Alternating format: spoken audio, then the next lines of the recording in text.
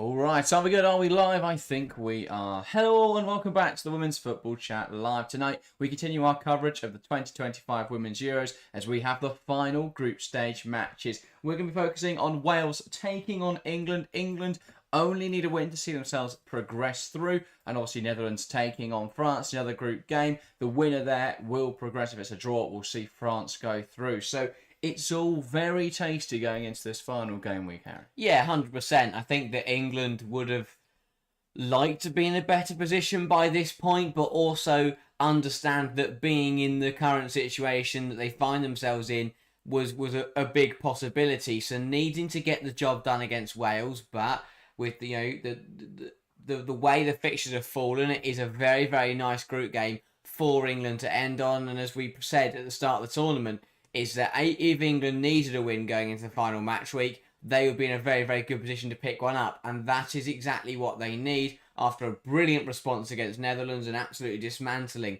of Andreas Jonker's side. All England have got to do tonight, and I make it sound simple, is take the 3 points and they'll find themselves into the quarterfinals. It's as simple as that. Whether England will make it that easy, whether Wales will make it that easy, will be another thing to see. Obviously, Netherlands, they are definitely up against it. They're in the same situation as England, but they've got to go beat France rather than beat Wales, which is a completely different prospect. But overall, England, not in a bad position, just need to get the job done tonight. To add to that, Netherlands would also have to win by 3 goals or hope that Wales beat England tonight. So it's going to take quite the occasion from Netherlands to get themselves through here if England beat Wales. But the Welsh have been very outspoken in the fact they're going to be trying to knock England out tonight. We saw Captain Angarad James talk about how important it was to them as a nation. It's in their blood, it's in their history and culture to go and beat England and not like England. So we saw fighting talk there. Whether we'll see that out on the pitch, whether they'll continue how they've performed at this tournament, we'll have to see. But fighting talk from a side that's conceded 8 goals in 2 matches. That's what you've got to do. They've got to have that belief. So we'll see what Wales can provide this evening. A lot of welcomes to the stream because we've had a lot of people in chat already. Tanaka, Celebrity City, Ryzen Halo, and Phil, welcome to the stream. Good to see you all in chat early and lucky now as well. So if you're watching along, get involved in the chat tonight. Let's get that active this evening. But it's going to be an interesting one tonight. Let's start then by having a look at the lineups for today's game. We are, of course, watching England-Wales. It's in St Gallen, and we will start with the England team. It is the same 11 that took to the field to take on the Netherlands in the last game. In goal, Hannah Hampton. A back 4 of bronze, Captain Williamson, Carter, and Alex Greenwood. In the midfield 3, it's Stanway, Walsh, and Ella Toone. And the front 3, Lauren James, Alessia Russo, and Lauren Hemp. No change then for England. Does that surprise you, Harry, or given the circumstances, does that make sense? Yeah, I think it's one of those where a lot of people have immediately got online and it's like, oh, why are we not rotating? Why are we playing full strength again? We should be playing this player or this player or this player.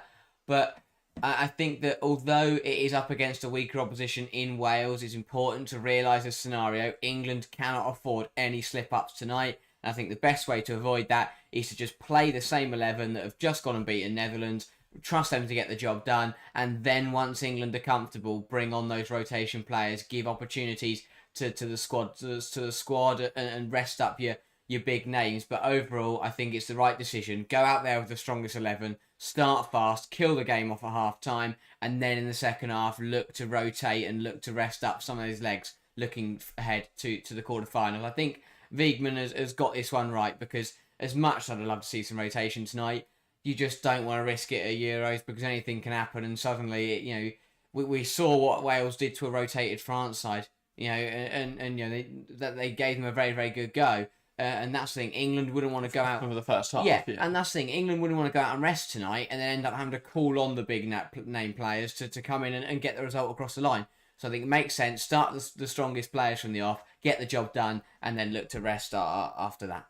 Yeah, fair enough. I think it'll be an interesting one. England will be hoping that they can put in a dominant performance, really. I mean, there is still an opportunity for England to finish top of the group tonight. How attractive a proposal that is now, though, I'm not sure. So Germany slipping to second yesterday, and that would seed onto the Spain side the draw. So obviously England aren't going to be deliberately not scoring more goals to prevent that, but I think there'll be a part of England that will be very happy to go through second now. Yeah, of course, Sweden is an incredible challenge, but as you say, Yeah. if England were to finish second, they'd play Sweden, and if they beat Sweden, they would play one of Norway or Italy in the semi-finals, which is a very favourable semi-final. Again, no disrespect to either of those nations, but compared to some of the nations you could play at the semi-finals, to play one of those two would be probably a pretty nice semi-final tie. But yeah, that's the thing. It's difficult no matter what, because I think if England top the group and get Germany, I think that is a nicer quarter final than Sweden. But it obviously would mean that England would then have to go on to play Spain in the semis. Obviously, Spain may not get to the semis, but let's be realistic, they're going to batter Switzerland. But overall, I think it's one of those where, as fans, that does play on your mind. But I think from a management point of view and from a player's point of view, they won't be thinking about where they finish tonight. It's just important for England to finish in the top two. Yeah, you can't really afford to think like that with how these games are. England just need to get the result, see themselves through second tonight, or first, however it ends up, and then go from there. But they're in a good position where a win against Wales, which is a very favourable fixture, will see them through. So we'll see what England can do out on the field tonight. Let's have a look then at the Wales team. A 4-2-3-1 for Wales. So we've seen them use quite a few different formations. So as to how this will exactly look, we'll have to see. In goal, it will be Caitlin Clark coming back into the side. An interesting debate there. Could it have been Middleton Patel? I think from her first half performance, it should have been. Her second half performance, it shouldn't have been. So a difficult one to answer. In the back four, it's Morgan, Roberts, Evans and Woodham. In the pivot, it's going to be Jones and James. Then on the left-hand side, Holland potentially up front, Fishlock, Morgan on one side, Rowe in the middle. It's difficult to piece together how this Wales team is going to look, because they've moved players around so much at this tournament. I'm not exactly sure who's going to play where. Yeah, the front four will be very rotational. I think that they'll probably adopt a similar game plan as the France game, where Fishlock will just sit in the 10, and you will see Morgan, Rowe, Holland all fly around in that front three. And I think that did work, especially with Morgan's pace in behind really caused some issues for France. And I thought she looked pretty dangerous when she got on the ball, and that ball through the lines was pretty effective. And in the end, it was a ball through to Holland that actually led to Wales scoring their first ever goal at a Euros. But I think it was I wouldn't say a good performance, because in the end Wales did lose, but it was a decent performance, and it was a positive one that showed that they can challenge at times. And I thought they did give France a really good game for 45 minutes, and potentially without the penalty at the end of the half, it could have been a very different game. So yeah, I do think that Wales did well to show a little bit of fight, and that they have got that ability to dig in and to really battle against the best sides in the world. And I think that was pretty promising to see, and it gave the Welsh fans something to celebrate, and I think that was just that was very important for them. Yeah, I think what we've seen from Wales, though, and this is the problem, is as much as they can fight for 45 minutes, in both matches, they've completely fallen apart in the second half. So, we'll see whether Wales can perhaps survive a little longer this evening, whether it's going to be more difficult with England having so much to play for and Wales not having as much left in this tournament. But, yeah, Wales will be they can put up a good account of themselves, even if they perhaps can't get a result. The first two matches, they did really well for the first half, as you say.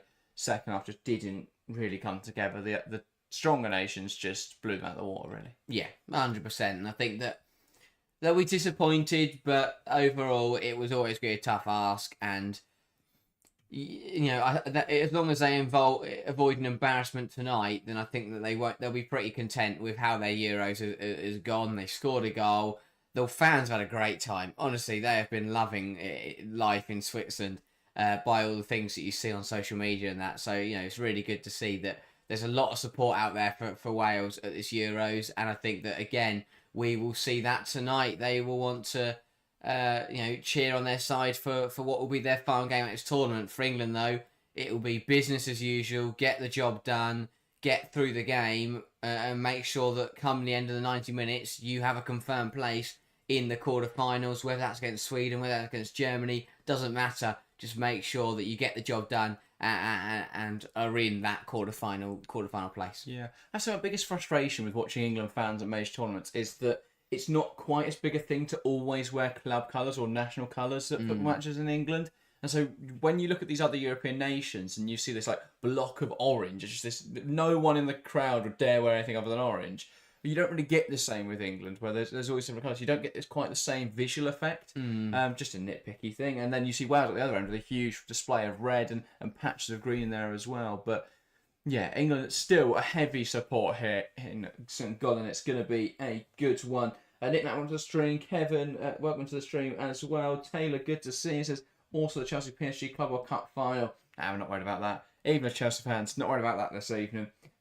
Chelsea will win that easy. Don't have to worry. So yeah, that will be fine. The important game is happening here. Let's get into predictions then for this game. If you're watching along, get involved in the live chat. Let us know your score predictions for this game. We'll start here in the studio though, and with yourself, Harry. What is your prediction for England versus Wales? Again, it's going to be an obvious one, but I think England will win this game tonight and will fire themselves into the quarterfinals. I think that Wales will put up a very good fight. They'll battle hard like they have done in their other two games. And again, I think it will be a very similar story of a half an hour that is pretty competitive, but it just runs away from them at the end of the half and England take control and then go on into the second half to really dominate. I'll go 3-0 to England. I just think that once England do get into a commanding position, they will start to rotate heavily, which is the right thing to do. I think it will be a Lauren James goal just before the half-time whistle, which again will be another frustration for Wales that they just can't hold on. And then I think England will go into half-time 1-0 up, and then it'll be goals from, I will say, Ella Toone and Aggie Beaver-Jones off the bench to round it off for England and to end the group stage on a high.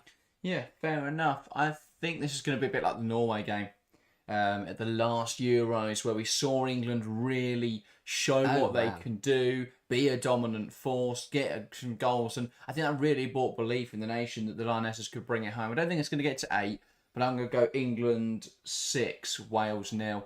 I just think you look at the Netherlands game and how free-flowing England were. If they can be possession dominant against Wales, so if they can get an early goal, knock the confidence out of the Welsh, I just think it's gonna fall apart for them from there. And I think as soon as that first goal's gone in and that confidence starts to come in from England, I think they'll continue to push on from that point. But maybe Wales will get a better account of themselves than we're expecting, but we'll see. Ryzen going 4-1, Phil going 5-0, Kev saying 4-2, David going 3-0, Paul going a draw. I don't think Paul's ever predicted England to win a game, but welcome to the stream, Paul. Nick Nack saying 2-1, Justin going 2-0. So mainly England wins across the board, apart from Paul, who likes to be a little bit different. 14% of chat, though, backing Wales to win this game. So there's either a few Welsh fans watching or a few Scottish ones. So we'll see. We'll see what's up in chat. MZ going 4-1, fair enough. Justin says, wife is a Swedish fan and I'm an English fan, so we're torn between wanting to see England advance and not wanting to play England. Oh, you've got to get England versus Sweden, then that's just a marriage ender, really, isn't it? So that should be good. We can't encourage that, can we? Well, the battle, the competitiveness will be good. So there is a chance England don't meet Sweden. I guess that's what you're hoping for, Justin, that England go through top of the group tonight and that France either drop off in gold, or France have to lose to Netherlands, but not by enough, or the Netherlands beat France 3-0. That's a good question. If you're Sweden, who would you rather face? Wales. Yeah. Would you rather play England or France? Or Sweden? Or okay. But are Sweden just in a position right now where they will take on anyone? Honestly, last night, that was the best performance I've seen at the tournament so far. This is the thing. I've seen Swedish fans saying that they were that the passing was still a little bit sloppy and they've got to be better against England. I was thinking, if you play like that against England, it's going to be a really good game of football. Absolutely incredible. I think, again, a lot of people will take it out of perspective because of the red card, but I thought Sweden were brilliant. And again, it won't be like the semi-finals of Euro 2022. If England get through tonight, finish second and play Sweden in the quarterfinals, that will be very, very difficult. Yeah. And I think that will be a much more competitive than I think a lot of people are expecting. That's the only thing with now finishing top, which we play Germany, who is as good as they are, I think have shown weakness at this tournament. And England always beat Germany. And they don't have a right back. So that is true. They don't always beat Germany, but we did beat them back in 2022. So I think there's got to be belief there. Peter, continuing my thought of England, like the Norway game at the last year, Yeah. going 8-0 England. Wow. Yi Chen going 4-0 England. So a few different thoughts in there. Golden Sweden, Alex, welcome to the stream. Says, I would rather play Netherlands. Yeah, Yeah. probably fair that one. Fair enough, that. But that would take quite the result. We've not really seen Netherlands perform. They'd have to beat France by 3 clear goals. But we'll keep tabs on that game. However, we're about to get underway here. Instant gone on both sets of players taking a knee and a stand against all forms of discrimination. And now it will be England to get us underway. Ella Toon from the middle, waiting for the referee's whistle. And now we'll knock it back and we're underway. 90 minutes of action. The last group stage matches of the Women's Euros. As England looking to progress into the knockouts in order to defend their crown. Wales with no goal but to stop them. And England going long immediately. Lucy Bronze will gamble on that pass. Cleared away by Gemma Evans. And it has taken a nick there off the England fullback. So Wales throw deep in their half here. Will the England plan be to try and give Wales the ball in their own third and pen them in a bit tonight?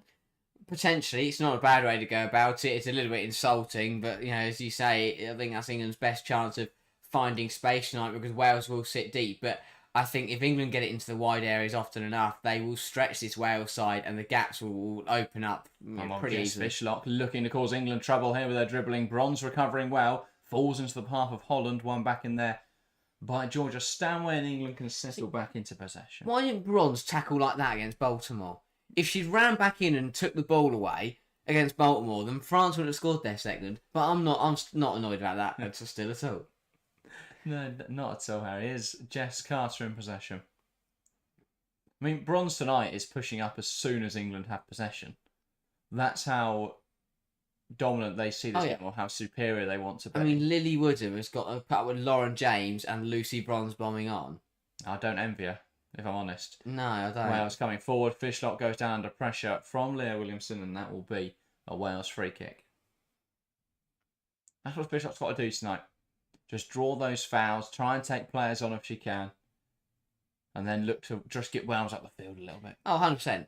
Wales have one job, and that is just to be frustrating, be annoying, make it difficult for England, put a bit of doubt in the minds of the Lionesses. The fans will do exactly the same, be annoying, be distracting. Yeah. Frillian Europa, by the way, just on random aside, is being linked with Malmo. What? Malmo recently signed Zakira Musovic. Are they going to win it all? Wales in possession. James out to Esther Morgan. Going to be put under pressure here by Lauren Hemp, who wins it back, but a strong challenge from Roberts recovers that for Wales. Almost England breaking away, though. Tell you what, Lauren Hemp has had everything this tournament, bar a goal, I think. Been absolutely brilliant on that left-hand side. Looks so lively, and again tonight, she looks up for it. She looks positive. Yeah, has she got a contribution yet? Don't think so. Just trying to remember back to the last game. There were so many contributors against Netherlands, I've forgotten. Yeah, no, she hasn't registered a contribution. So despite a really good performance against Netherlands, yet to register a contribution yet. So we'll see what happens tonight. I'm sure she'd like to get involved on the score sheet if England are in a dominant position. Ball out for England, thrown on this near side. Versus, I think Netherlands will beat France tonight, continuing his distaste of the French. Always assuming they're going to lose. I think Phil's predicted France to lose every game of this tournament again. Perhaps not the Wales one. But they haven't fallen apart like we usually see from France at major tournaments. They haven't. It's been atypical. I do think it's a little bit naive to make so many changes against Wales. They got away with it in the end, and that's why they did that against Wales. But tonight will be a good test for France or a big test for France, because I think what we saw from the England game was they're very good at capitalising on England mistakes. And what we saw from the Wales game is they're very good at capitalising on many Wales mistakes. Yeah. But we've not seen them really create opportunities for themselves. No. And that's fine. You can win just being a really good out-of-possession team, pressing teams into oblivion and win the ball high at the field. But I think against teams like Spain, if you're relying on them giving away possession, how are you going to win that game? Good luck. Exactly. A team that's so secure on the ball, I just find it difficult then to play an out-of-possession or a strictly out-of-possession system against a team like that. You've got to have more in your arsenal. Here comes Lauren Hemp, bursting away down this left-hand side, past Morgan into the box. Russo try and meet it. claimed well by Clark, and Wales can settle. Again, Lauren Hemp has started well. Burst past 1, burst past 2, gets the ball in the box. And Russo can't quite get there. But again, really lively from... Lauren Hemp, lovely play. Yes. Welsh trying to come forwards. Strong challenge from Alex Greenwood. Has come off, though. The Welsh midfielder Jones. That will be an England throw. Stanway. Toon. Back to Stanway. Will spread the play out to the right-hand side with Bronze. Lauren James. Now Lucy Bronze. Here's Lauren James again. Wants to play a pass through the lines. Nothing available. Rousseau to James. Touch escapes her slightly. Wales clearing it away. And that's out for an England throw-in on this right-hand side. Bronze takes it quickly. Here's Williamson. Now Jess Carter. Walsh. Carter. Knocks it to Alex Greenwood now. And here's Hemp. Plays it down the line into the run of Georgia Stanway. Jones with a strong challenge, knocking out of play. And again, England with a throw. I think like there's going to be a lot of this night. Wales at the moment just looking to get the ball out by any means or the safest way possible. Not really looking to try and play when they get possession back. Greenwood. Now Jess Carter. Horizontal pass into Leah Williamson. Carter bounces one off of Walsh, now to Greenwood, who looks to hit the channels well. It's going to fall in behind. Roberts clearing it away, though, before it can meet Alessia Russo. Big clearance, that. And that's the thing Wales are just managing at the moment, and we've seen them just manage, in their first 2 games. It's when we get towards the latter stage of the half that managing isn't good enough, and they end up getting caught out. But we'll see how it goes. Greenwood being wrestled there by Jones, and that has been given as a free kick. And I can't say I'm surprised with the way Jones tried to manhandle her. Yeah, I think that it is a free kick. It was a little bit clumsy from Greenwood because she had ample opportunity to just knock it back to Jess Carter. And instead she just held on to it. But in the end she got the free kick, so you can't really complain. Yeah, and Nigel, welcome to the stream. Harley, welcome as well. Going 3-2 prediction for us. I don't know if that's for England or Wales. I don't know who us is. Harley, let us know. I'm going to assume England for now, but you never know. 3-2 is a cracking game either way. Yeah, indeed. So Wales with a throw-in deep in their own half. There's not a lot of urgency, understandably, from Wales at the moment. No. Very much looking to slow the game down as much as possible. You think they are 1-0 up with 5 minutes to go. Yeah. Everything's been knocked out of play, and I don't think they've strung a pass together. It was Wales, wasn't it? It was Lily Woodham, who we saw get booked in like the 30th minute for time wasting. Yeah, that's the kind of... I think that's the way they've played this tournament. Yeah, they've completed less passes than minutes gone. It'll be interesting to see whether that stays the same tonight. Are you joking? No, they've not made 8 passes. They've made 6 passes so far. We'll see what happens from this throw-in. Ball down the line, headed forwards. Jones flicking it forwards. Carter gets ahead on the ball. It's a game of headers at the moment, but it will drop for Jess Fishlock. Nods it on to Holland. Holland trying to find Rowe. Rowe battling for it. Cleared away by Williamson. Rousseau tries to win it in the air. One back by Lily Woodham. Slashes a pass into Fishlock. Lifts it in behind, looking for the run of Fionn Morgan. Pass too close to Hampton, who pounces on it well. Kev saying if England press high, they'll create opportunities, definitely.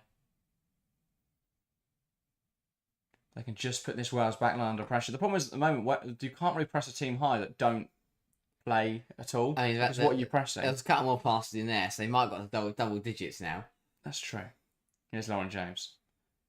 Lays a ball into the box, not dealt with effectively by Morgan. Stanway dragged down on the edge, and that's an England free kick. And lucky there, Jones, that wasn't quite in the penalty area. Tell you what, I want to have another look at this one. I think she was just, because obviously she falls outside, but was she not clipped in the area? Yes, she was. That should be an England penalty. We'll see if VAR is going to overturn that. Because so if the ref's given the foul there, which it is a foul, yeah, the contact is within the penalty area. So that should be a penalty by the letter of the law. The ref seemingly not interested in checking anything. Well, I know she falls outside the box, but for me, the contact was in the penalty area. It's over like it starts in the penalty area and goes outside the No. box. The entire contact is within the box. She was tripped up by her back leg. Her back leg was taken out in the 18-yard box. I mean, it's definitely not 3 yards away from the penalty area. I can tell you that much. Yeah, if the ref puts it where it actually is, it's going to be inside the box. Yeah, that's the problem the ref's found. Either way, seemingly no check for this. It will be an England free kick just on the edge. Greenwood and James, the players over it. Actually, no, I think they are now. Okay, they are now going to check it. And I think if the rules come to a pass, this should be an England penalty. And they're actually going to have to wipe a magic spray off of the penalty box and let England take the penalty. Again, VAR has got to be more proactive. We took one look, watch out. They've watched the referee set the whole free kick up, spray the ball around the ball, spray where the wall should be, and then they've gone, well, hang on, this is actually a penalty. This will be given as a penalty. Georgia Stanway is kicked in the penalty. Yeah. It's just going to take a few minutes. So, yeah. Sit back, relax, and wait for VAR. Yeah, no, it is, yeah. So, but the thing is, it's one of those where we know what's going to happen. They're going to wait a while now.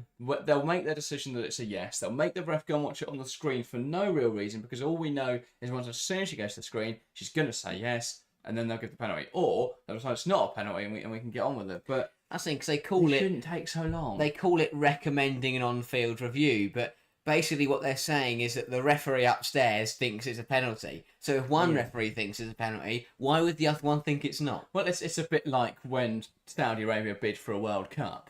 It's just for show. They've already got it. Infantino's got a mansion and a Lamborghini. We know where the World Cup is going. We saw it. I saw it in real time. I said I want to have another look at it. We saw one replay and we gave it, and the referee has now given it. Actually, hasn't even checked the monitor. It's an England penalty. They didn't do the performative bit this time. England have a spot kick, a chance to convert from 12 yards. I called it as Jones being fortunate that wasn't in the box. Well, it was, and England now will have a great opportunity to open the scoring. And again, it's really clumsy from Wales. Back-to-back games where they conceded a penalty. This is smart here as well from England. It's Alex Greenwood still on the spot. We know Georgia Stanway's taking the penalty. The 3 players. But there are 5 Wales players on the penalty spot. The only 3 England players left in the penalty area were Kira Walsh, Lucy Bronze and Alex Greenwood. None of them are taking the penalty. Yeah. But it's a psychological element and of putting other players in there to be distracted by it. Oh, Stanway just clears her head. And now she'll have a chance to convert from 12 yards. Stanway steps back, deep breath. Waits for the referee to check that there's no Wales players in the penalty area. Georgia Stanway. From 12 yards. Delays. Now steps up. Takes aim. Keeper gets the right way, but it's there. England 1, Wales 0. Georgia Stanway tucking home the penalty. And well, Wales were hoping to try and hold on, but a clumsy challenge from Jones conceding the penalty, and Stanway coolly converts. Lovely spot kick from the midfielder there. Yeah, lovely. Finds the bottom corner, and although Clark goes the right way, she dives over the ball and wasn't going to get there. To be honest, the fact she's gone the right way, she probably should have saved it, but it was hit hard by Georgia Stanway. She guessed it the right way. You can see tracking the movement of Stanway, just doesn't get it down quick enough. Good start for England, and the Wales fans behind their goal, well, they tried their best to put Georgia Stanway off, but it didn't work. Indeed, to no avail it was. And again, a really clumsy goal for Wales to concede there.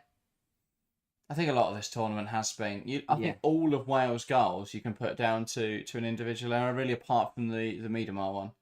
Yeah, I would say apart from that, Wales have made a mistake leading to all the goals. Even then, someone's got to close down Viviana Miedemar. One of the most dangerous players in football. I would put a bit of pressure on her. Wales with a throw in, Morgan into Morgan, and Fionn unable to keep it on the pitch, and that will be an England throw. Yeah, so this could be game over already then. Well, it's a bit early to be saying that, Nick, then, but it's a very good start for England. That does make my prediction look more plausible. Greenwood. Hemp. Wants to drive inside here. Tidy stuff. Rousseau, nice hold up. Trying to force a pass back there to Lauren Hemp, but couldn't. And now Fishlock is carrying it forwards for Wales. Shifts it to Holland. Brilliant from Lauren James. Gets in front of her. Gets between Holland and the ball and wins it back. Ball slid in behind. Rousseau holds it up, and now this play has been paused for an injury. It's a head injury. I mean, the referee waved the foul away, but should have called that a lot earlier. But right decision in the end. And now she's going to go have a word and go to her pocket towards one of the Welsh coaches. Yeah, she's just trying to ascertain which one it was, and it's going to be this fella, and he's going to get a yellow card, and he's still mouthing off. It's probably not a great idea, mate. Yeah. Yeah, I'll say, have a sip of that water, sit back down and shut up. He got his big moment on telly. Yeah. There you go, Mum, I made it. It's not a foul at all. It's not a head injury. And I think that's what the ref tried to give there. Oh, she just get knocked okay, yeah. Didn't look like much from the first replay, but when you do look at it, there's a bit of a nudge to the face. Yeah. And that's what the ref is trying to give, though, because we see it so often where a player goes down with a bit of a knock or of having lost the ball and then just grabs their head and knows that the ref will then have to stop the play because it's a head injury. I think the ref there was doing the right thing, trying to play it on. Yeah. But obviously, them just perhaps being reminded, there was a head injury here. Yeah. Well, matey boy on the Wales bench should appreciate it. He was right on it. Also, you wouldn't guess who the fourth official was that ratted him out and told the ref where he was. Only no one else other than Elena Demetrescu. I thought I saw Demetrescu. I was worried she was going to step onto the field. No. Fortunately for the Chelsea players in the England squad, she is not the referee tonight. Well, unfortunately for that Wales coach, she is the fourth official. Yeah. Yeah, indeed. Good job it's not Emma Hayes on the England sidelines tonight. Yeah, good start for England. Exactly, really, what the doctor ordered from an England point of view. Nigel says, Netherlands getting grouped is insane. I get it's the group of death, but it's still wild to think Netherlands won't be in the knockouts. Yeah, well, we've ended up, because of a country that aren't traditionally a top 8 team being hosts, we've ended up with a situation where you've got a group that's a little bit weaker and then a really strong group, which you don't usually have in the Women's Euros, because it's not like in the men's game where you've got quality across all the teams. You've got a few strong nations. Ryan Wilkinson's furious. I'm not sure what about. I say her and her coach are absolutely seething. But you've ended up with a situation where there's a few different. We've got one really, really strong group this year, which we don't normally have in the women's game, because of Switzerland being in there as a top seed. Anyway, don't know what Wilkinson is. I think Wales are really. I mean, I know that the penalty. I mean, the penalty was a penalty, but I think they feel really frustrated. Feeling the pressure potentially of playing against England and wanting to do well and put on a good performance, but that whole bench is all have completely lost their heads. I understand trying to channel that we're Welsh against the English vibe, because bring a bit more passion and fight to the game, but it feels like they've gone over the top tonight. Yeah. Feels like they've gone over the top and they're not thinking about the game of football, how they're going to play, but it's all about trying to beat England. And so far, it's just resulted in utter head loss. So, not going particularly well. As Nigel puts it, Wales are proper rattled. Yeah. I mean, what she did there, in her anger, when she was flying around, her sunglasses fell off. So she picked them up again, just threw them off the floor again. Yeah. Defeated the object of picking them up in the first place. That's how angry she was. She thought, I nearly broke them once, I'm going to try and break them again. Well, I don't want to trample on them, so I'm just launching backwards. Williamson lifting it forwards, wanted to find into Rousseau's feet, cut out by Woodham. Wales, at the moment, just don't have an out ball. Or they're just lumping it long, and it's fairly aimless at the moment. Good to see the England band out in full force. Yeah, it is. It's good to see someone create an atmosphere. You've got 2 drums, a saxophone, and a trumpet. Love it. Is that a saxophone? I thought saxophone, that's a trombone. Never mind. No. Saxophones are that, aren't they? Oh. Yeah, that's like Zumba or something. That's yeah. a class of 50-year-old women. I don't know. Anyone else can remember what that instrument's called? A horn? French horn's a tiny one. That's one of those ones that they're all the same, really. Brass. Brass instrument. Here come Wales. Jones to Fishlock, taking aim, and that one sailing well wide of the mark. Yeah, didn't quite catch that right. But a shot for Wales. Something positive to take from the first opening 20 minutes. Yeah. Ginger Yoda, welcome to the stream. Says, why is the connection so crap on ITVX? That is why you watch the women's football chat. Because ITV just don't cut it anymore. Here come England. Greenwood. We don't have connection issues for individual people. We just have... If there's any connection issues, everyone loses us. Yeah. All at once and very suddenly. Here's Carter. Bronze. Now Williamson. Looking to switch the play. Can she find Hemp? Good flick on. Looking for the run there. Georgia Stanway. Rousseau. Holds onto the ball well, looking to finish off this chance to Toon. Saved off the line, and England do turn it home. And that's England 2, Wales 0. Ella Toon eventually bundling one over the line. Rousseau had a chance. Roberts almost hooked her away from it. She had a shot at goal. It's blocked off the line. Toon had a shot, blocked off the line. Fell back to Ella Toon, who does eventually finish off the chance. And England doubling their advantage. Good play again from the Lionesses down the left-hand side, but what a mess for Wales. The back pass didn't have enough on it. From Roberts, was it? Rousseau got there before the goalkeeper. It was just an absolute mess. And then they get back in, stop Rousseau, block it off the line. It's then Toon eventually gets it back in there. But what an absolute mess for Wales. England take full advantage and are cruising, really, into the quarterfinals. Rousseau again, brilliant battling. Toon with another goal at this tournament. And England are flying here, and Wales are really struggling. And I think they're going to find themselves getting more and more frustrated as this game goes on. Yeah, indeed. Good to see the celebrations in chat. Wales trying to take that one a little fast. They just want to get half-time. They want to get the restart going quickly. Ball going long, and Greenwood will head it on. And now England looking to come forward on the left-hand side. Hemp a little too eager in that one. Davis says, will Norway, Tottenham in brackets, will Norway Tottenham it to the semis? Potentially. I don't know. Just fluke it all the way there.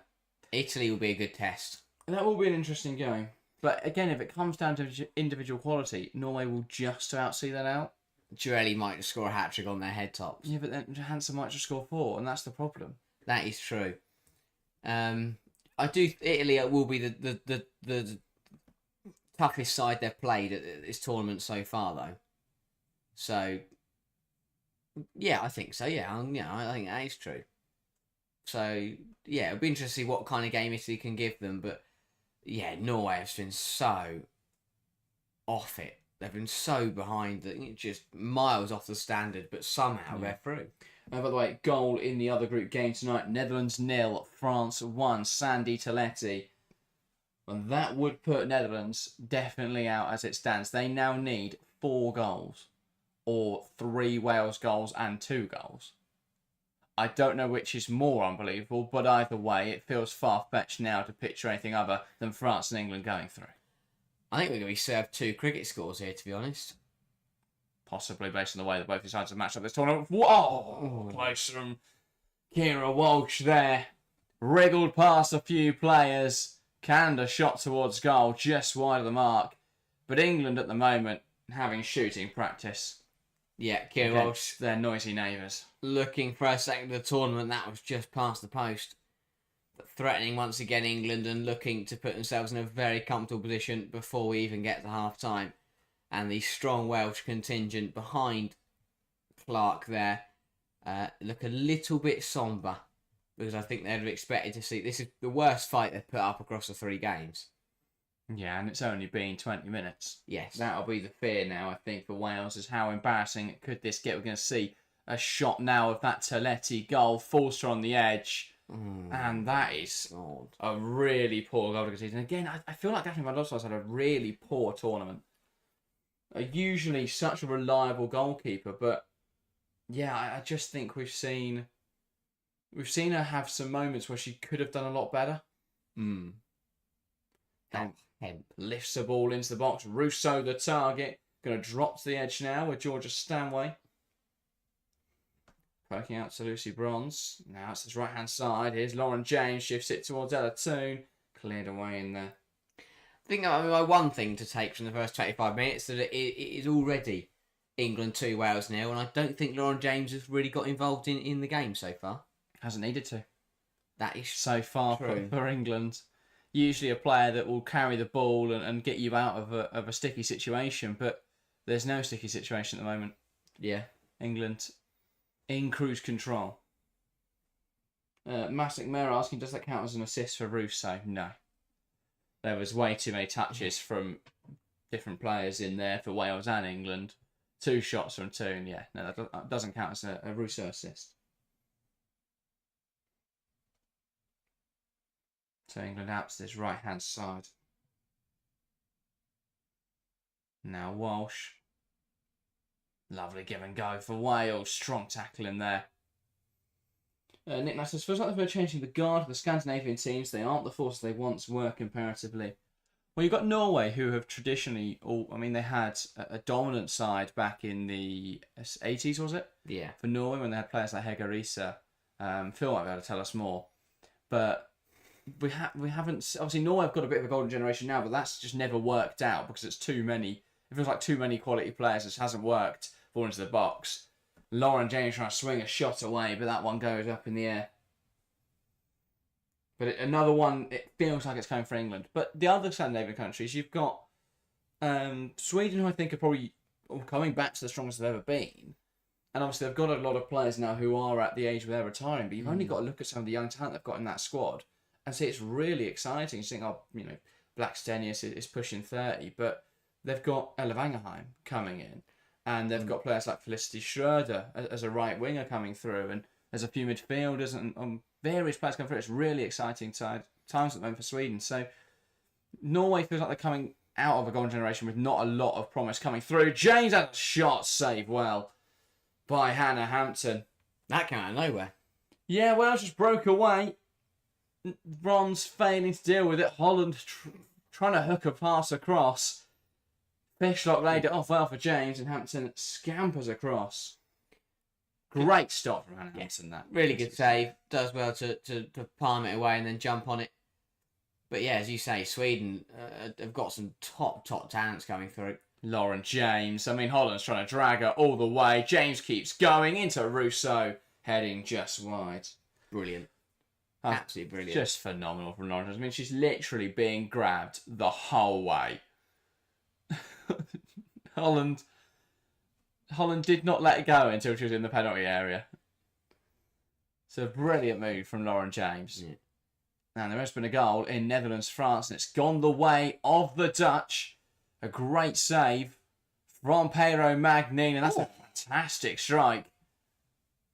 Palova. From Victoria Palova. Netherlands level then. Well, so only 3 goals to go for the Netherlands. That's an important one. Important one because if they let that France goal stew, it would have put them in a tough spot. And from an England point of view, I think we now that England are in a position, you want Netherlands. Well, again, it depends whether England wants to top the group or not. Do you want to play Germany and then Spain, or do you want to play Sweden and then the winner of Italy-Norway? I think I'd rather play Sweden than the winner of Italy-Norway. Well, Sweden did look very good. Another player for Sweden is it Smila Holmberg last night. Now I didn't realise that she was only 18. I knew she was young, but the right back. Yeah, she came in and looked like she'd played 200 appearances. Just looked absolutely incredible. I feel like people forget that with the Switzerland side, just how young they are. You've got Sydney Schertenleib, 18, Iman Bene, 18. Even Naomi Avelia, 18. It's such a young team, and yet they play with such experience. Obviously you've got players like Lea Valti, who is quite far from 18 now, and that experience definitely helps. But the core, or a lot of their most talented players, are incredibly young players. But it's been very refreshing at this Euros to see that the young talents thriving. As I mentioned there, Holmberg, we've seen Vicky Lopez, Hemp, and that's 3-0. There we go. England's on the half-hour mark, making it 3. Ball towards the back post, and Lauren Hemp converts. And I think it was Ella Toon that put the ball in there. England at the moment having a lovely evening of it. Knocking the ball around with pizzazz. And that's England 3, Wales 0. That's incredible. We keep getting cut off because it looks like it's nothing. And then suddenly it's 1, 2, 3 passes and it's a goal. Again, brilliance from England down this right-hand side. Tidy move from Toon. Both moves are onside. Just about. Great timing. Lifted to the back post. And it's just too weak from Wales across the board. Oh, what and a Lauren ball. Hemp. Caitlin Clark's got to do better there. I'm not even sure it's on target, is it, from Hemp? Might just bounce across the line there. But I tell you what, that cross in from Ella Toon deserved a goal. And Hemp, as you say, finally gets a contribution. But a nut, 2 goals, 2 assists for Toon out this tournament. Oh, and Hemp breaking forwards here, and I wanted to give a Club World Cup final update, but we're going to have to wait for England to stop coming forwards. But if we look over at the action in the US, Chelsea lead PSG by a goal to 0. Cole Palmer with the goal after says Chelsea fan. Very exciting to see that. Goals are flying left, right, and centre all over the world at the moment. Seen already 5 goals in the first half an hour of Group D. But this could get nasty for Wales. England are averaging a goal every 10 minutes at the moment. Toon lifting it in behind. Brilliant from Lauren James to hold that ball up. Twisting and turning.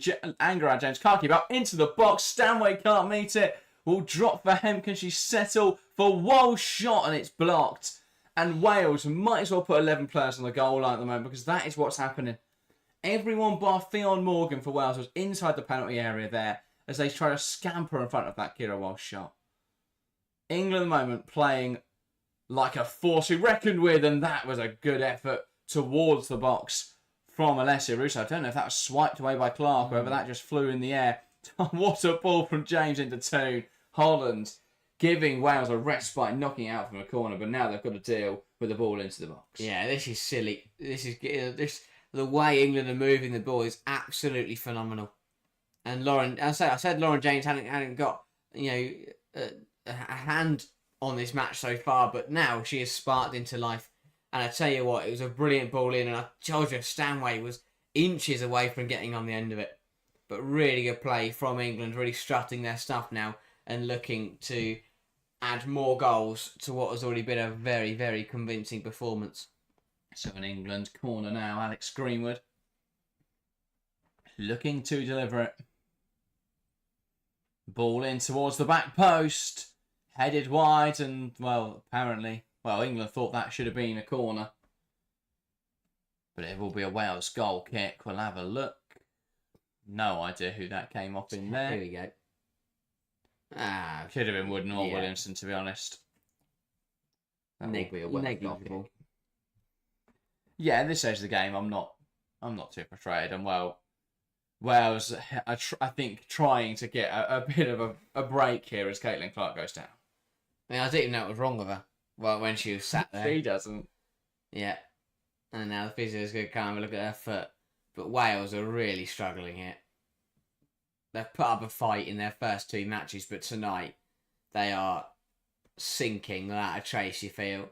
And while the sidelines seem to have lost their way a little bit, the players seem to look lost on the football pitch. I don't think that reflects well, particularly on the players. I don't think that can be an environment that's conducive of great results. When the management aren't keeping their head, how do you expect your players to respond to that? And I don't think it's been the right message at all from Wales this evening. Nigel says Hemp's goal was the 80th of the group stage, the first women in Euros group stage to hit 80 goals.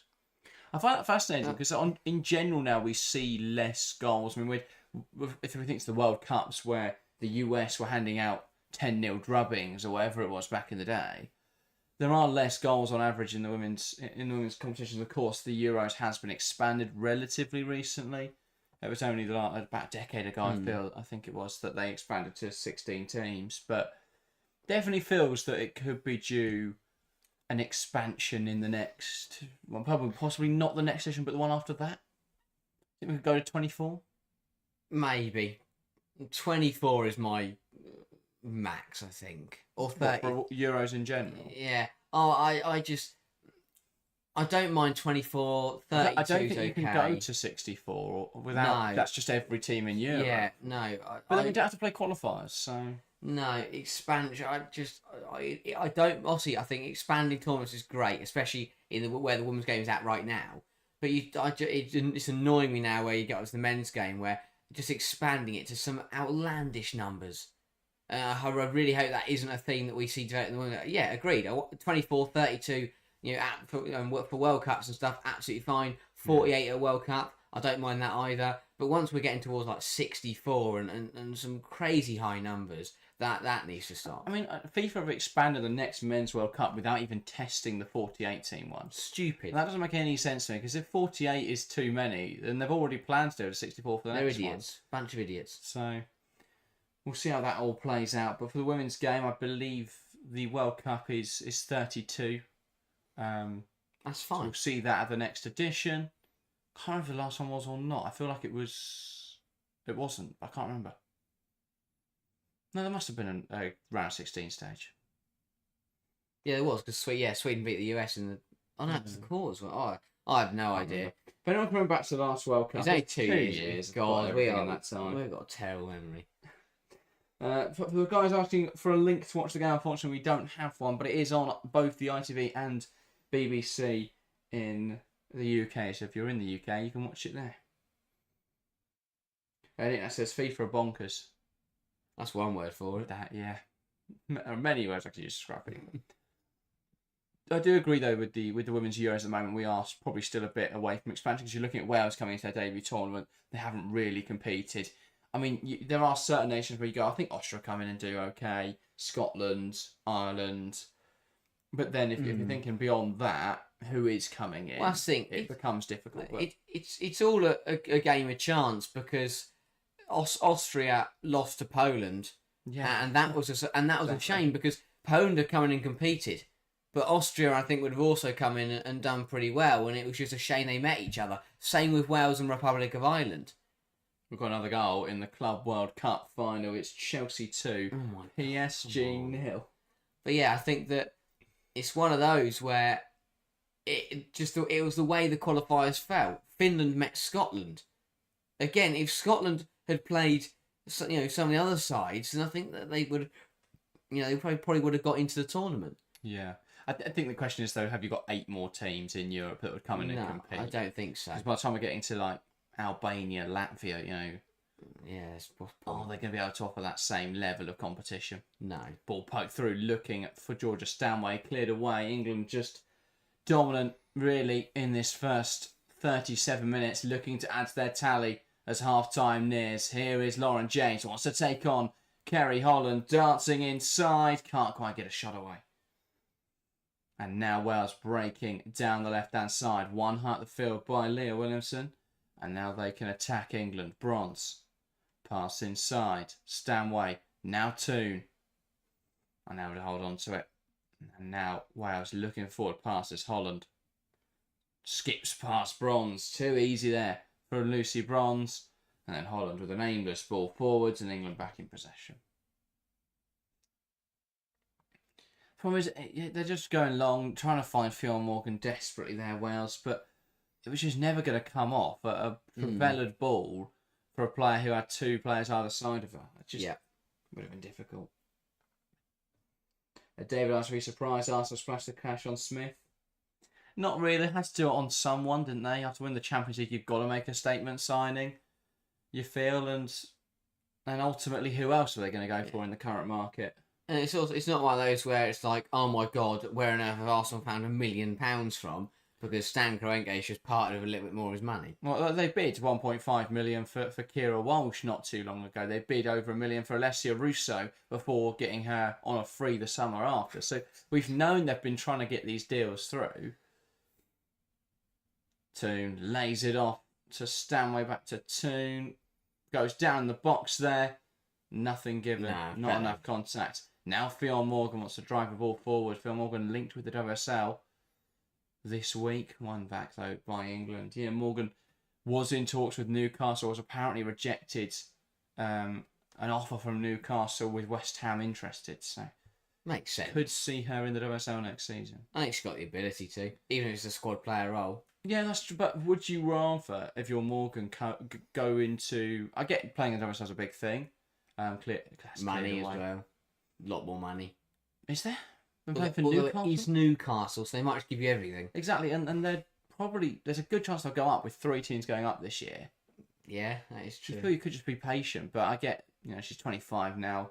You can't really afford to wait forever in these situations. And she has played WSL football, so I think she will feel that she can play at that standard. Oh yeah, I absolutely feel she can, yeah. And she's probably the best player by a mile in that Bristol City side. And her TikToks will do even better. That is true, yes. Because, with the business head on. Yeah. Smart thinking. Putting hashtag WSL will do better than hashtag WSL too. And if she's doing TikToks with Shakira Martinez, and they're going to go viral. Because she can just put Shakira songs on. Exactly. It just works. Here is Kira Welsh. She's a smart Switch the play. Headed on by Bronze. James taking it off the head of Holland. Puts the ball in the box. Russo can't quite meet it. Evans doing well to compete with her. Woodham clearance isn't out far enough. Here's Kira Walsh. Slots one in towards Stanway, who cuts across the box. Saved by Clark. And another goal across in Group D. Netherlands 2, France 1. It's getting a little bit squeaky now for France. Selma Batcher with the own goal there. Netherlands 2 goals away from progressing. England moved to top of the group. I'm not sure we want that. I'm not sure that's a good thing. Got to play Spain semi-final? No. Can France? Or Germany next round? Can France stop being rubbish, please? No offense. Sweden is not an easy game, but we just want to avoid Spain at all costs. But, well, someone's got to beat them. Yes, but not us. We'll beat them in the final. Can anyone else beat them, though? I would have said France, but this is what football is, such a weird game. I did say I saw a really good tweet earlier saying I've watched all of this Women's Euros. I've not seen a single team that don't look beatable, and I think that makes it so much more interesting than other competitions on right now. Because you look at Spain, and as good as they are, there are some weaknesses and flaws that you could look to try and expose. And there's no side where you just look at it and go up, they've not conceded and they've scored 15 goals, whatever. Everyone's got a flaw at the moment. Everyone's had a game where they've looked a little bit off it. So I think that's a huge positive for the women's game right now. Is just how competitive it is. Yeah. I mean, we are currently in a group where France beat England, England beat Netherlands, Netherlands beat France. At the moment. That is just... Football is and Wales lost to everyone. And Wales lost them all. As it stands. Here's Carter. Now Williamson, we are going to see that goal now for the Netherlands. There's a ball cut across the box. Oh, Batcher didn't need to react to that. Just panicked. Got it all wrong. Poked it in her own net. Not great, that. Yeah, France, I think that is spot on. Every side has looked beatable. Dickie, welcome to the stream. You're talking a lot of rubbish at the moment, but welcome regardless. This isn't match fixing. Well, just aren't able to compete. Here's James. Tries to turn, tries to get the ball forward, dragged down there. Well, apparently, since England and Wales both compete for the UK at the Olympics, they must be match fixing. However, we don't have team. No Welsh players get in Team GB at the Olympics. We weren't at the Olympics. And we weren't at the most Olympics for women's football. So I don't think it's match fixing. We haven't been at the Olympics when any of these, maybe a couple. I also don't see how that ties into the No. Leon Palace situation, but go for it. And there we go. England had another. Lovely play down the right-hand side. Ball cut across the box for Alessia Russo, who taps home the easiest goal she's going to get. And that's England 4, Wales now. It has been an absolute romp in the first half. England's unplayable, Wales unable to play. Class again, really nice move. Every move from England has just been classy and smooth. Second goal was a bit clumsy from Wales, but overall Just the way that England moved the ball. Lauren James has eye for a pass. It's James just and phenomenal. Toon down this right-hand side have linked up so well. That is the second goal that has come from a James to Toon to goal scorer combination. It's just so tidy, and it comes from brilliant movement from Ella Toon to break into that wide space, good time in the run, and brilliance from Lauren James to thread a pass between two players at such a tight angle with the right deft on it, with the right power on it. It's just so tidy. And England trying to come forwards again now. Rousseau can't quite hold on to it. Cleared away by Gemma Evans. That's it. Last 2 games of this European Championships is probably the best we've seen from Ella Toon in about a year and a half. Yeah, again, just a player who shows up really when it matters, I'd say. Yeah. She's not a consistent player. So over a domestic season, I think she fails to shine. But she does show up in the big games and in the big moments. Very much a big game player. 5 minutes of additional time in this first half then. Wales were hoping it would be none. Not a minute in this half where they've been able to say they've been the better team. They've really struggled for any sort of control. And Lauren James throwing up no-look passes now into Toon. It's James. Just switching the play effortlessly. Here's Lauren Hemp, wants to take on Esther Morgan. Tries to beat her outside, now coming inside. Morgan does well to stand her up. Hemp goes outside, falls to Lauren James. He just can't quite get over it. Lifting that one over the bar. Should have been 5. Brilliance again from Lauren Hemp. What a ball that is. Right on the money. Just didn't expect that to come to her at all, did she? Because Russo's... Yeah, she just last minute has to react. But Russo went up for it, missed the header. Fell to Lauren James. But what a delivery that is from Hemp. And that has been a big difference as well tonight. Is that England's quality of ball in the far third has been superb. Come forwards again, England. Here's Russo. To Bronze. Back to Russo. James. Russo. James. Bronze. Lifts it over the top. And that will be seen back to Clark by Lily Woodham. Just lovely football to watch from England at the moment. You put this stream in comparison, side by side, with the France stream. Just completely different vibe, completely different performance. And I would love to show all the people that overreacted after the loss of France how the group table looks as it stands right now. I remember people saying, we trust Serena Wiegmann. Well, now we're out. We've played one game. And now we are atop the group now. We're ahead of France. So that it doesn't even matter at the moment. Yeah. Yes, France might put it out against Netherlands, but as it stands, England top the group, even with a loss in there. Yeah, Chantel Lowe, welcome to the stream. Alyssa, welcome, says Russo finally got her goal. Indeed she did. Deserved one, 3 assists in the opener. In the last game against the Netherlands. Scored in the opener even if it wasn't to be allowed. Now, though, does register a goal at this summer's European Championships. Morgan wants to take on Bronze. That does come off Lucy Bronze, and that's out for a Wales corner, their first of the evening. Can they make something happen? And so Holland's the player over it. I'm just going to leave that. Oscar Woodcock, welcome to the stream. Nick says the media always overreact. I think there's more fans than the media. I mean, obviously the media overreacted.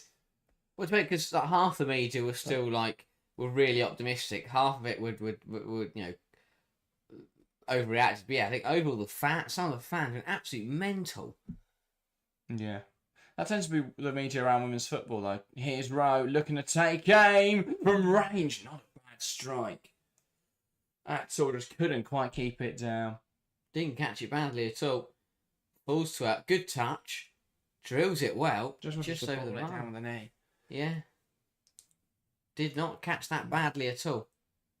Pretty unfortunate that didn't find its way into the goal. But yeah, with the media, because you've got people that cover women's football for whom no player can ever do any wrong, seemingly. Above the players that they like and support and stuff. And then you've got the news outlets that just cover general news, of the more right-leaning ones, that if the Lionesses lose, it's suddenly they're interested in women's football. Yeah. But you just get this sort of stark contrast in reporting. Yeah. I saw something the other day where there was this massive men's football Twitter account. Didn't tweet about anything about the Women's Euros, right? put out 2 tweets about Beth Mead and Viviana Miedemar playing on the same pitch together. And I thought, what a random thing. You've never tweeted about women's football at all, but that is what you choose to pick out. And it's just so targeted for abuse. But yeah, there's still going to be a problem with the media, isn't there? Yeah. But I think we've definitely seen a rise in quality coverage of women's football over the last few years, and in more formative pieces rather than emotional pieces. So, yeah. What?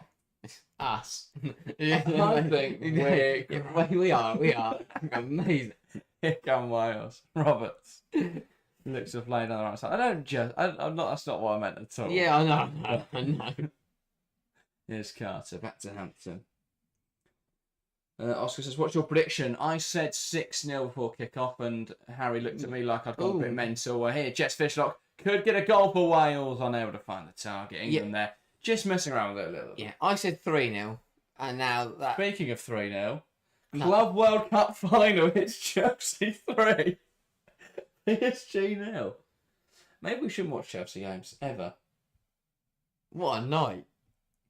England are flying.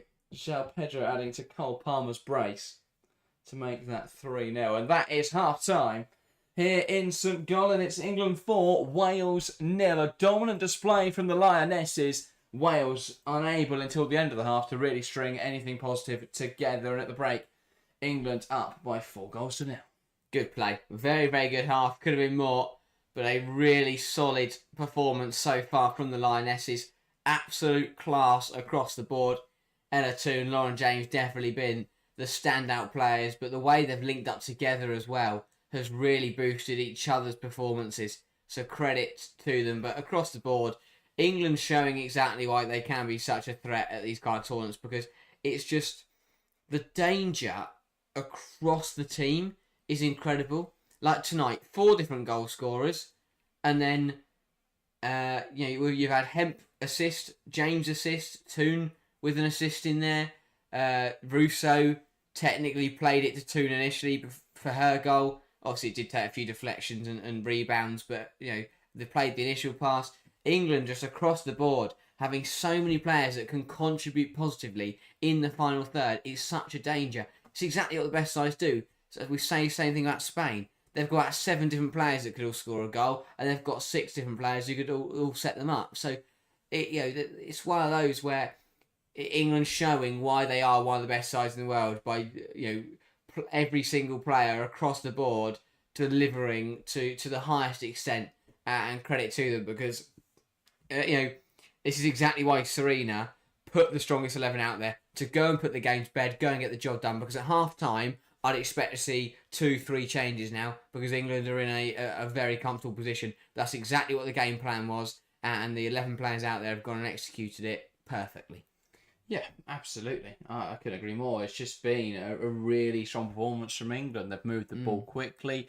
They've moved the ball with purpose. I think the way that England have been able to use the width to really drag that Wales backline open, create space, create opportunities in the half spaces for England, it's been really good. I think you look at how they're looking to play, and what we've seen a little bit different from what we've seen from New Zealand is rather than Bronze making the overlapping run, so a lot more combinations involving Toone and James coming out to this wide right space, and actually we're seeing more of a traditional back 4 and then a single pivot player with Kira Walsh and Georgia Stanway then making that run into that sort of left 8 or left half space. So it's been really interesting. I think what you get with, rather than playing Bronze as that right winger and having James and Toone, is that you've still got 2 players that can play really quality balls in the box, but you've got 2 players that are much more technically gifted, and so there's lots of tidy and tidy combinations in the wide areas that then led to playing those balls in behind. At the moment, Wales are getting dragged out by everything England do. The amount of times that we've seen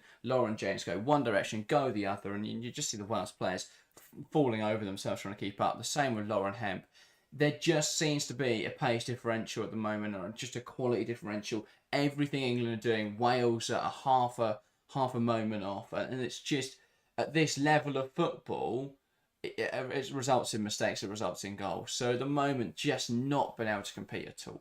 Yeah, it's one of those where when you are the weaker opposition and the underdog playing against one of the best sides in the world, the way you try and play is to sit deep, not allow space, and to play and to be smart about things.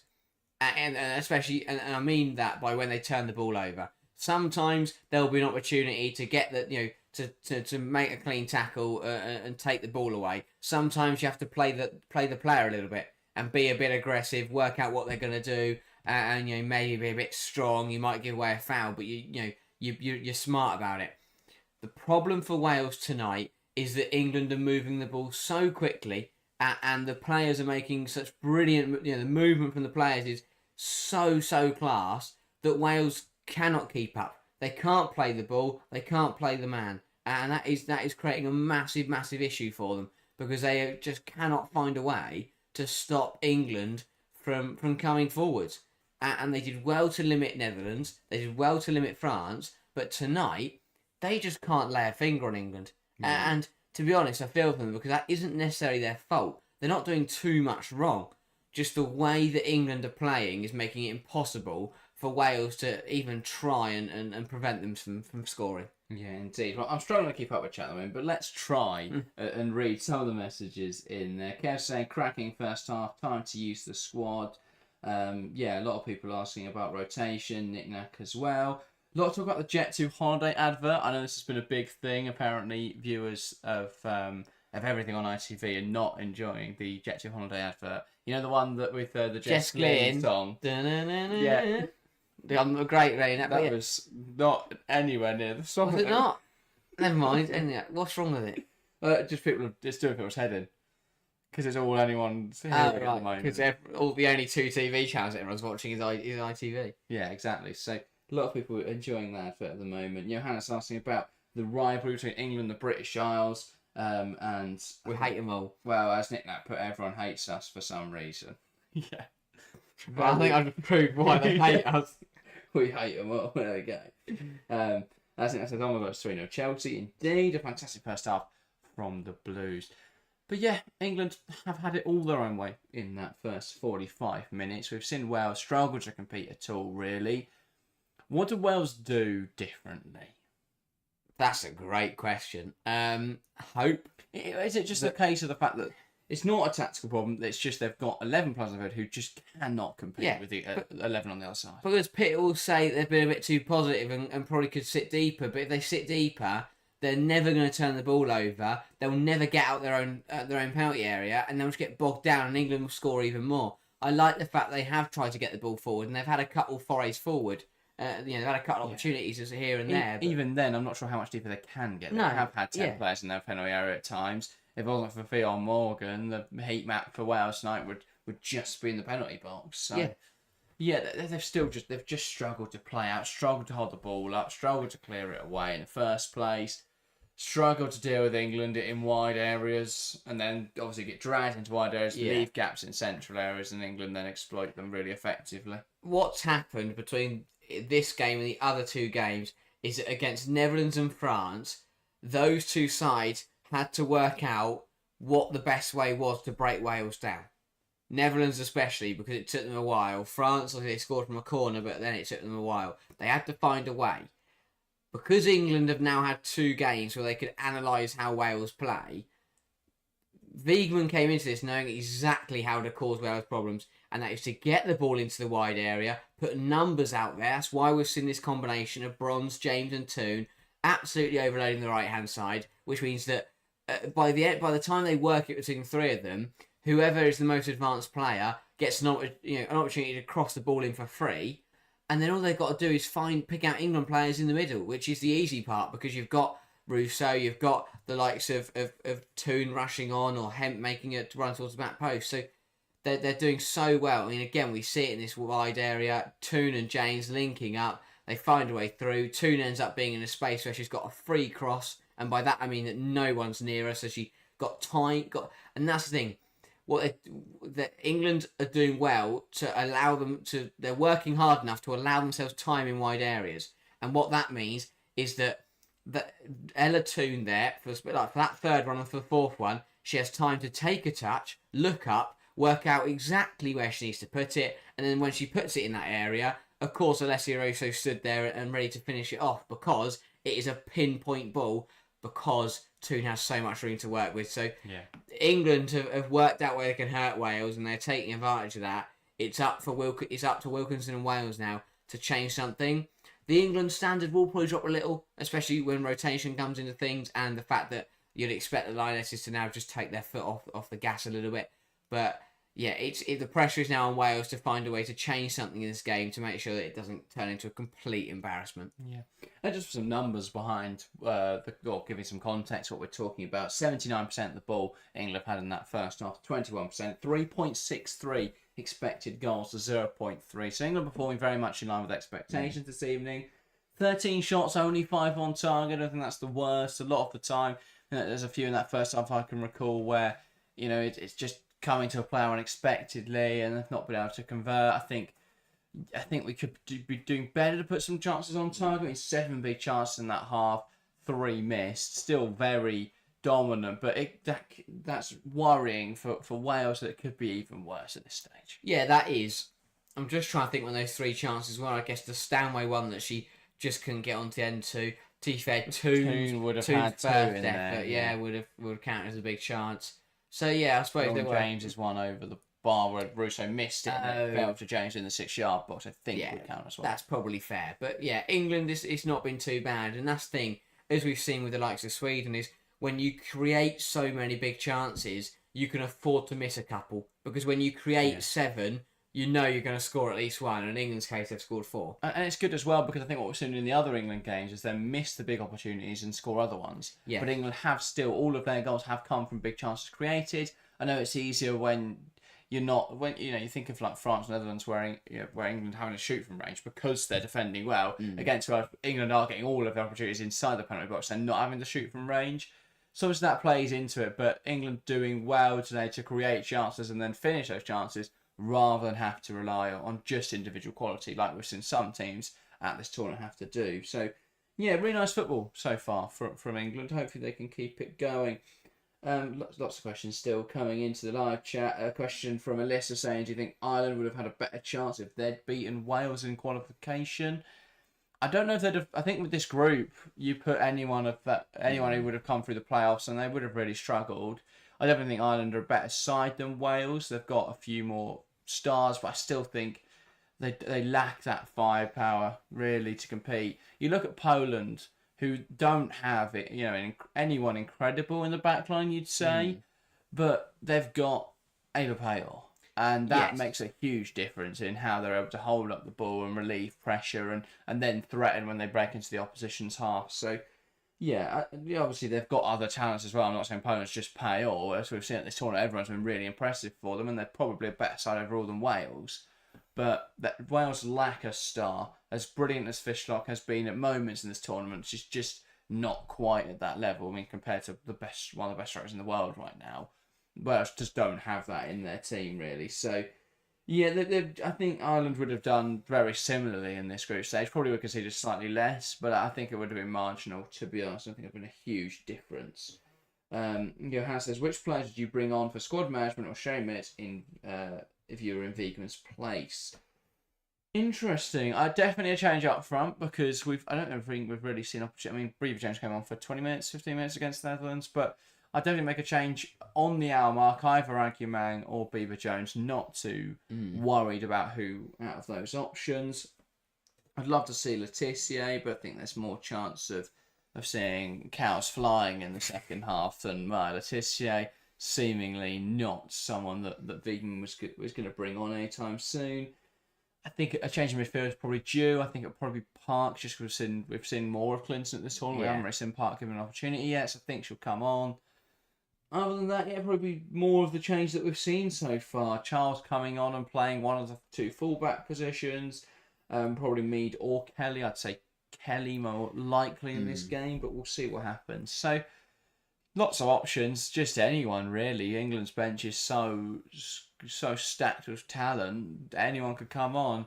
Wales have now hit -10 goal difference by the way, which is always a damning indictment on your group stage. England up to +7 despite losing the opener.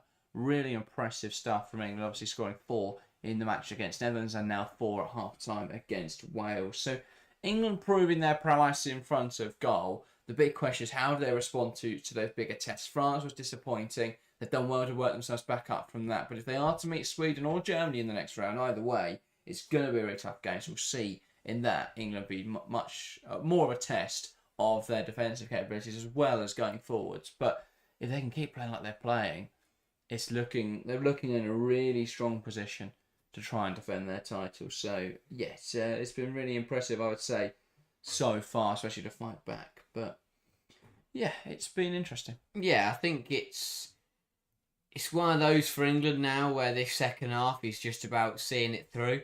I completely agree. I think that changes are very important to get it right.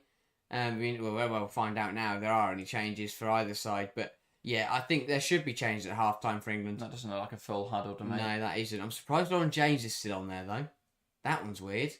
Because again, would you not know Lauren Hemp coming up second half potentially, or she's just delayed in the tunnel? Find out in a moment. Because I think I'd be looking at Stanway just to give her a bit. She's been injured recently. Same with Lauren James. Lucy Bronze has played every minute of every single match of every single club she's been affiliate. Yeah, and she's It's the dawn of time. Exactly. So would you not bring someone else in? It's an interesting one. Wales have made a change. Josie Green coming on for Lily Woodham then. So trying to shore up perhaps that left-hand side. And it will be a double change here for England. Then Beth Mead coming on and Jess Park coming on. So Ella Toone on half-time, one of the players coming off. One of the players who's played the least minutes out of the starting 11. Does that make much sense to you? I do agree with Mead for Hemp. Yeah, I think, as you say, Hemp has just come back from injury, has looked brilliant. We know she's playing well, so let's give an opportunity to Beth Mead. I think to not see any defensive changes and to see Toone brought off is really interesting.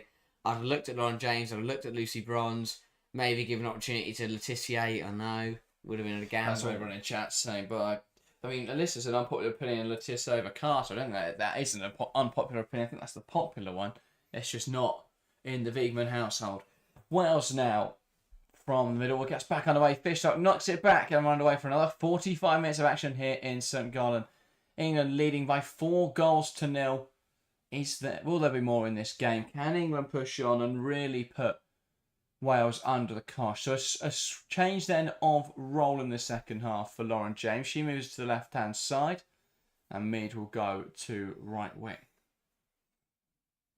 I'm interested to see what impact that has because Lauren James has been instrumental in orchestrating a lot of England's moves so far, as has Ella Toone for that, for the matter of fact. But yeah, now LJ operating on this left-hand side. She is very good at playing left wing, cutting inside, creating chances, taking shots. It's definitely going to favour her in terms of shooting. I know obviously she cut inside from the right and scored to the left last time out, so very capable of doing it on either wing. But this does, I think, offer more opportunities to cut inside from this left wing. Yeah, Wales have also swapped their fullbacks. So Green's gone for Woodham and Green's gone to right back, which has moved Esther Morgan to left back. Which makes sense. Josie Green more of a natural right back. Morgan's a central midfielder. They're playing fullback. Makes sense to just move that round. It will be annoying now, though, that if they made that change to put Morgan up against James, and now that's been scuppered. Yeah, that's true. Here now on this right hand side, Josie Green with a throw-in. Just waiting for options. Really? Now you take the sting out of the game. Run some minutes down. Yeah. Throws it long at, headed away by Lauren James. Now Wales with a throw again. Green. Just delaying once again. Carter will get in front of it. There is really no urgency, is there, from Wales in this game? I think Josie Green might have gone onto the pitch with one instruction. It's just to slow the game down as much as possible. This is her third throw of the match now. She's been on the pitch 2 minutes. She spent a minute of that trying to throw the football. Wiping the football, another minute throwing it. Here's Green, goes short to Fionn Morgan, back to Josie Green. And that is out for an England throw now. I wonder if it will take LJ as long. Nope, throws it immediately. So not quite as much moisture on the football there as Green was having a problem. If anything, that was probably too quick from Lauren James. It was comically quick. Run out. Yes, I think she's making a point. Yeah, she's lobbed it. Another strong night for the England backline though, and Van Hampton. They had a couple bits and bobs to deal with, but they've dealt with them pretty nicely. Hampton's made 1 or 2 saves when needed, but apart from that, a pretty very solid night for England's defence. Alex Greenwood. Now it's Lauren James. Back to Greenwood. Here is Carter. There was the diagonal on there into Lucy Bronze. Didn't back herself to play it. Williamson tries to play the glory ball. Cut out by Morgan. Rousseau. Nice hold up. And sees it out of play for an England corner. Really smart stuff there from Rousseau. Yeah. Did well to get there in the first place, let alone turn it around and end up winning a corner off it. Tidy stuff from Rousseau. Who, again, it just feels like her club form has flown straight on through onto the international stage. Hat-trick of assists in match week 2. Goal in tonight. Disallowed goal against France, we can count. Yes. Such a dangerous player. So England now with the corner. Greenwood swinging it in there. Rousseau would have met it. Headed away though by Evans. Now Walsh clips it back in towards the back post. Dealt with just about by the Welsh. Now Carter. Ooh. And that is a hell of a swing to the right hand side. And that's unreachable for any of England's players. Now they'll try and break quickly here. Morgan up against Carter. And if she was going to win a foot race tonight, Phil Morgan, that would have been the one. Excellent from Carter to get across there, though. I think Carter might have won a throw. I'm not sure if she's done that. Yeah, England throw. I'm not sure how that has happened, but hey-ho. Bronze has taken it. We're moving on. Yeah, indeed. Williamson back now to Hannah Hampton. Kev, thanks for the kind words. So it's a great commentary and insight, guys. So knowledgeable about the women's game. Oh, appreciate it. Bronze down the line. Mead holds the ball up well. Holland tries to narrow the angle. Back now to Lucy Bronze. Pass inside to Walsh, who knocks it in behind for Beth Mead. Mead cuts inside. Heavier touch. It's going to spill out wide for Rousseau now, who swings it to the back post. Has Morgan got a touch on that? Yes, she has. England corner. There is no need for Morgan to jump at that. Even if she hasn't touched it, her movement there makes it look like she has. That's a really difficult one to decide. Yeah. But again, really good footle from England. And again, it's just the way that England move the ball. It's just class. That move down there down the right hand side from Mead was just brilliant. Absolutely brilliant. Greenwood over this then. In towards the near post. Williamson meets it. Is that a hand? Ref doesn't want to make a decision. And that is cleared away. VAR will have a look. 100%. Now Walsh. Into the box. Looking for Park. Should be there for England. Oh. Somehow not turned in by Alessia Rousseau. Coming off the post. Walsh falls now for me, giving us a Wales free kick. This will give VAR a chance How's that not gone in? to check this handball. 100%. This is Park's This is effort. brilliant from Clark Oh, to what a sip save. it away. And then Rousseau It runs into the post. trying to put the post in rather than the ball. We don't seem to be getting a VAR check here. Or we might be actually, because no Yeah. one's making a move. 100% looked like a penalty to me. Oh no. No. That's like no. It hits her arm, but it's a difficult one. Oh, that wasn't great either. I think that was just Georgia Stanway throwing herself into that one.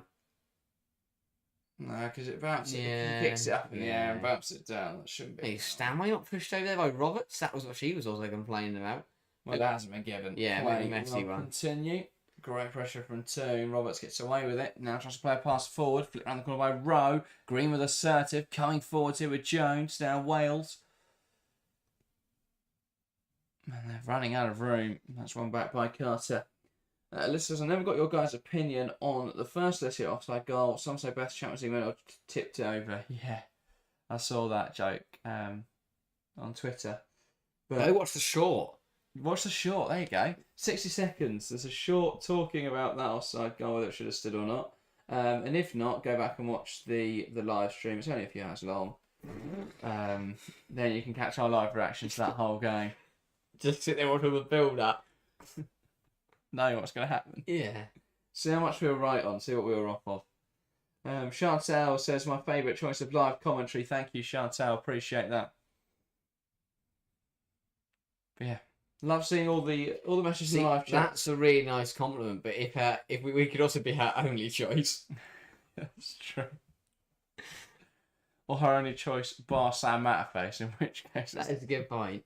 Still a backhand. To be fair tonight, it is Seb Hutchinson, Okay, but they've adopted the stupid trio commentary team. Why is this a new thing in TNT have football? started a trend, I don't Sky United, TNT kicked it off, shock horror, and now Sky United are doing it. Football, you have a lead and you have a co-commentator. You don't need three people up there. It depends on the game, I feel. Because it works well in sports where you get lull periods. Yes. Football you often don't get that, but it depends on the game. I feel like a game like this where it's 4-0, it could work. And at least they've got England and Welsh representation. Gonna break down the left-hand side here. Brilliant from Lauren James. Bursts away well. That was a strong chance, but does really well there, Rowe. Blocking Lauren James from carrying the ball forward to Morgan here up against Carter. Again, Brilliant. Carter does well. Almost taking Rhiannon Wilkinson into her own dugout. She did well to not barrel her over there. Because Carter was running at some speed. But yeah, I agree. I think trio commentary works for tennis, works for motorsport. Cricket, you could have 100 people in there because nothing happens. Cricket works. Right. That is usually 2 or 3. But cricket's different because you have 2 people. Yeah, you have the only 3. Problem with cricket, you've got to find enough people interested to fill the box. Well, you have difficult. 3 or 4 different pairs that rotate round across the day. Yeah. MZ says, can you please remind us who's been subbed off? It's Lauren Hempenella Toon that was subbed off, and for Wales there's been a few. But just Woodham. Just Woodham. Yeah. I thought they made another change. England now are making us up. Or will be. Coming soon. Because Wales have played it quick enough. Evans back to Clark. Now Evans again. But it is Chloe Kelly warming up for England. You can only assume that will be for Lauren James. I'd be surprised if it was for Beth Mead. Again. She's not been that bad in 20 minutes. Here's James. Pokes one through to Russo, who's being dragged down there the whole time. And that will be a foul. I mean, Roberts here, very lucky to avoid a card. Well, it's a single card, You could even make an argument for Dogso, but I think she'll get away with that. Oh, no. There wasn't anyone behind her. There was. Yeah, Toon. Yeah, that's different. England double change. Double change coming. So that will be Lauren James making way for Chloe Kelly and presumably Alessia Russo for Aggie Beaver-Jones. I've only just noticed the absolute shiner under the eye of Lauren James after a collision in the Netherlands game. Oh, no, I did notice that earlier, to be fair. I just seen that. That is a proper bruise. Good for Russo to get her first goal of the tournament. Important for her to get up and running in the group stage. But Definitely. Coming out of the group stage with 4 contributions, and it should have been 5. Not bad at all. Yeah, someone else, Russo and James in the fantasy team, though. Could we not have waited 4 minutes? Personally. That is true. I've got That's exactly what we all care about. Yishan says, if Netherlands remain this scoreline, who will secure second spot in Group D? It will be France. They will lead on goal difference because while Netherlands would have the head-to-head on them, because England are also on 6 points, it doesn't go to head-to-head, it goes to goal difference. What was the point in head-to-head being here as the main factor? I'm not sure. Well, that's why it's slightly daft, because then we the whole point of head-to-head is that sides who, when you beat a team, you shouldn't then finish below them. But that is, Netherlands could beat France tonight and finish below them. Yeah. So but because of the way it's panned out, it's just it's one of those weird situations. The only way it could have worked is if, say, Italy had lost to Portugal in their game, then beaten Spain, then Italy and Spain would be behind on goal difference. But that put Portugal on 3 points, so they'd won. It wouldn't have mattered anyway. So it's so null and void. I don't see why it's the main determiner. realistically, they should phrase it as if there's 2 teams tied, we'll decide on head-to-head. Any other situation, goal difference. Yeah. But, alas. Just one of those where it's a little bit pointless. Yeah. But I guess if you get a situation where there are 2 teams joint on points, then I think head-to-head makes sense. Yeah. But we've not seen that at all. Here's Kelly. If you like Switzerland Finland, they drew in their head-to-head match. Yeah. So Sweden, Germany. Well, obviously Sweden won in the end. And that had been a draw. It wouldn't have mattered. Yeah. Flag up on Beaver Jones there. Yeah. One of those now where, again, exactly what we expected. Wales haven't got any better. England have dropped the standard slightly, but as usual with these kind of games. Yeah, no, I think there's still a good chance of my prediction, I feel, because I think there'll be a bit of a late burst now from England subs. Yeah, maybe. Or a second half burst as they made changes. Walsh feeds it through. Here's Beaver Jones. Pokes one through. Looking for Stanway. Big stop from Clark. Knocked out with Beaver Jones.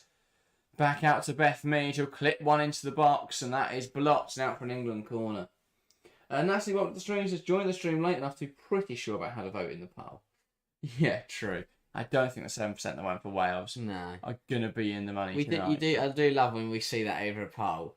Like, to start at the pre-match, the poll will be swung completely in one direction. And then if that team isn't winning, slowly over time, the poll will start to just start to even itself out more and more. But yeah, I don't think anyone is stopping England at this point tonight. Ball into the box. Header flicked on, and now Wales have possession. They'll look to break down this right-hand side. By the way, there's a goal at Netherlands. Netherlands 2. France 2. Mary Antoinette Katoto with the goal. So as it stands then, France are going through group winners. England second in the group. Netherlands crashing out on 4 points. Take that all the way. Yeah. If it means that England are on the opposite side of draw of Spain, that is a win. Hopefully, France can do our bidding. Obviously, it means nothing if England lose to Sweden, and that is important to remember. Of course, I think that'll probably be a tougher game than Germany right now, arguably. Yeah. But ultimately, the chance of playing Italy or Norway after that, I think, would be a really nice tie. It also means France will play Germany, and Germany haven't got a natural high-quality right-back. So that's going to be fun for whoever gets a spell on that left. Yeah, well, I've seen one of the best right backs in the world, according to some fans, struggle against France. So who knows? That is true. Thanks for the update on the Club World Cup. Chelsea still leading 3-0. Luckily, because this went about an hour just getting out the changing rooms, it's still half time there. So we'll probably get to catch a bit in the second half. Well, it took them 10 minutes to get out at the start, and they've got a half-time show. Oh. Featuring all sorts of people. So, might catch a bit of that game now. Yeah. Because they kicked off at the same time they should have kicked off at the same time as England-Wales. England-Wales is at the hour mark. Not out for half-time. Love it. It's interesting what impact that has, because we don't have half-time shows in football. No, because no sport could ever just stop in the middle for an hour and watch some people prat about. It's all right in a sport that is already stop-start. Because you don't lose the momentum American sports, keep it in America. Stupid things. Well, not all American sports are stop-start. Yeah, it's true. Famously the most. Yeah, imagine they stop. They probably do, don't they? Not in basketball. Yeah, probably some bloke comes out. No, I reckon the bloke just keeps going. Goes while they're playing. Jess Carter got away with that one. And that's cut out well by Alex Greenwood. No send up the line. I don't really know enough about basketball to comment. There are just some things that just shouldn't be introduced in football. Half-time shows, Mexican waves. Oh, Mexican waves have always been a football thing, but I don't like them. Just in Mexico. Keep them in North America. Natalie says, if England do overcome Spain, do you see it being a Spain-England final? Possible revenge for the World Cup. Probably the most likely outcome, isn't it? Top 2 teams in Europe right now. Based on the fact they've both won the last 2 major international tournaments. I just don't want, because if worst case scenario, it's like England-France. Losing to France, I can kind of deal with. No. But not again. Yeah. Losing any game is rough. It is, but the Spain will be especially worse. I because hope it's Switzerland. Yes. Because as bad as it would be, at least... Or we lose to Sweden, and then they go and win it. That would be cool. Yeah. It wouldn't be cool. That'd be sad. It'd be horrendous. France got another goal. Netherlands are No, definitely Christ. out. They would need 4 now. What's happening there? Cascarino with that goal. I think France might have just woken up and realised who they're playing. They shoved Gaioro on for Toletti on 59 minutes. Within 5 minutes, That's what she they does. are winning. That's what Grace Gaioro does. Yeah. They're going to smash Germany. Yeah, I can't understand why you would put Toletti and Jean-Francois on the field. Oh, yeah. That feels just like 2 players of the same profile. I get they boring. probably It feels watch, like really boring midfield. they probably watch Arrest Gaioro, but they could have just brought off against Wales, which they seem to refuse to do for Or ages. played the plethora of other midfielders they've got. This is the Club World Cup is something that shouldn't have been introduced. The whole thing is set up so wrong. No, I love it. It's the best competition in the world. I think the problem with the Club World Cup is the idea behind it. Oh, England come forward here. We'll wait. Stand wait. Take same and it's safe. And this is important because there is a women's Club World Cup coming as well. Yeah, So. exactly. And I think actually the Women's Club World Cup is going to be the most important competition because there are NWSL sides that are competitive. Yes. In men's football, it's incredibly Eurocentric. We were surprised to see anyone else even beat a European team. That won't happen in the women's game. There will be competition coming from. I think some of the Asian sides could surprise teams. I definitely think it'll be very interesting between the NWSL and the European. Is it going to be? Is the women's one going to be in America? It's not decided yet. Oh, please don't. FIFA have 2 options: Qatar and America, and I don't think they're going to put the Women's Club World Cup in Qatar. That is true, but that's the thing. You're right. The quality of teams in going into that Women's Club World Cup is really brilliant. I just hope they don't ruin it with stupid things like halftime shows or 1-by-1 walkouts, and they don't even line up properly. They face each other off like they're going to do the hacker or something. That's the thing. That's not a Club World Cup thing. That's an America thing. Exactly. The So problem with the Club don't World do Cup that. is the morals. It's the point behind it. The reason isn't it we want to see competition. We want to have a fun tournament. We want to give an opportunity for some small sides to earn a bit of money. It is how do FIFA make lots and lots of money really quickly at the detriment to player welfare. That's I think the biggest problem with the Club World Cup. So hopefully when it's integrated into the women's game, it'll be done better. I think the problem is you take out some of the pointless competitions. You stop expanding competitions that don't need to be expanded, like the World Cup and the well, it's just the World Cup that keeps getting expanded. But expanding competitions, I think you can take things out like, do we really need the Nations League? If we've got so much else going on, just put a friend. I don't know. Is it because you want some international football, but no one likes international break? No. It's just difficult. You You have to have international football because if not, you get to a Euros and the team haven't played together before, and it's lucky dip who's going to win. Shambles. But I love watching England, but I've never known anyone who's woken up on the Monday morning after a WSL game week and gone, oh my god, it's international break time. I think it's a little more in the women's game because of the love for the Lionesses, but especially in men's football, it's incredibly. Oh, do you know what? Do you know what's worse than a Mexican wave? A half-hearted Mexican wave. That was pathetic. By the way, it's 4-2 France. Netherlands have fell apart, and France have done what they've done in most of the games this tournament, which has been pretty naff throughout the game. They just had a burst of goals. Cascarino again, 2 goals and an assist for her in the space of 6 minutes, and France have gone from 2-1 down to 4-2 up. Wow. And there's Basil, so now I'm happy. There we go. He's found his way to Switzerland. Of course, he's been every game. He's brilliant, Basil. What a man. Yeah. Chloe Kelly tries to take a swing at it, can't quite finish it. He must have quite a bit of money about him to get to I all was just thinking the same, the fact that he goes to every single game. Like, I know the women's tickets are pretty cheap. But his pension must be incredible. Yeah. But that's what he put the hard work in his life, and now he gets to enjoy himself, travelling the world, watching football teams he likes. And entertain others. Yeah. What a man! Honestly, I feel like the amount of people that don't appreciate him, especially in Chelsea, I think do, and he gets the right. But the amount of people who don't appreciate what he does do for England as well, because that is dedication to do what he does and to get because I thought that like it was right when we went the Portugal away in Portimao, and the people just didn't get engaging or didn't get involved, and I thought this bloke He stood there in shorts and t-shirt in the soaking rain with flags and a hat and a scarf and everything on him, and these people are just looking at him like he's just Yeah. yeah. You put that. No, I agree. The work he I puts think, in. I think the problem you get there is just people that don't understand. They don't get No. it. I think with the well, at least from my experience, when we went away with England to Portugal, it was a lot of the crowd that went were either people that were on holiday and happened to see that England were going, and thought, oh, we might as well get tickets, or people that lived in Portugal, expats. I think that decided they wanted to go and go and watch a game of football. Yeah. So you end up with a crowd that I don't think really got it, and the fact that it was raining as well didn't help things. No.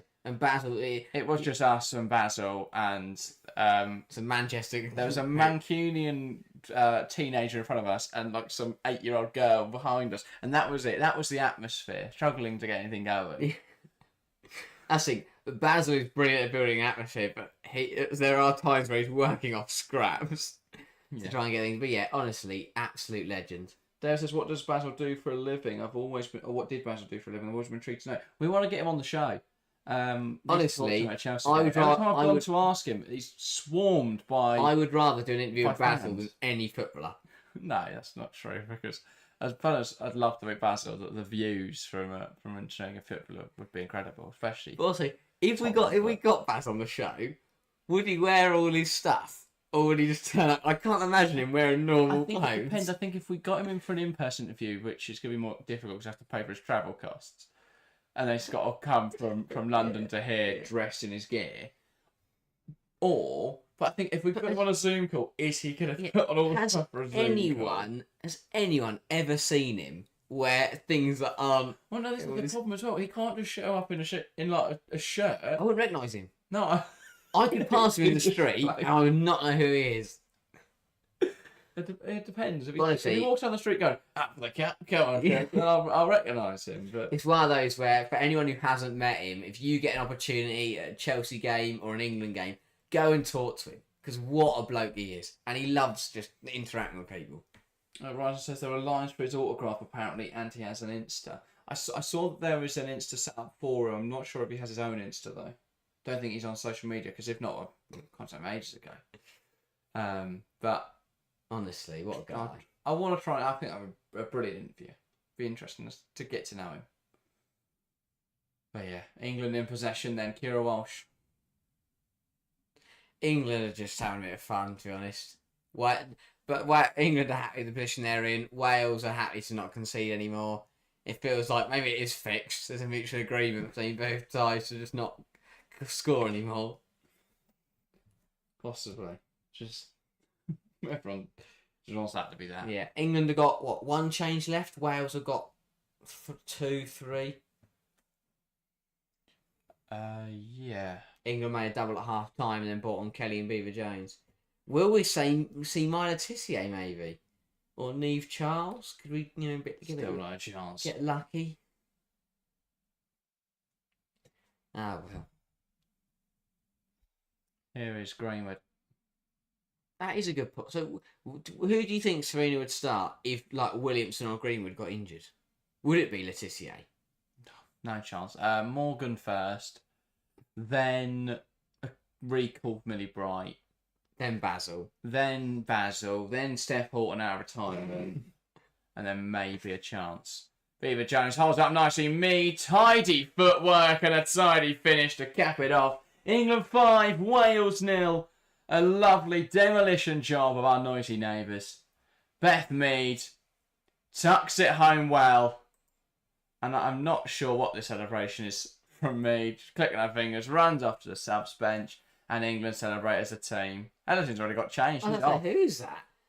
Team's just casual wear, got her slider, got her flip flops on. Got something like a crowd around her, but she's got changed. She like just walked in. Lovely goal for Mead though. Lovely football from England. Again, it's just been so classy. I feel like every goal tonight, I could have just stood and applauded. I wouldn't, because that would really ruin the show. But just lovely football again. Builds down the right hand side. It's an assist for Beaver Jones, and it's another goal for Beth Mead.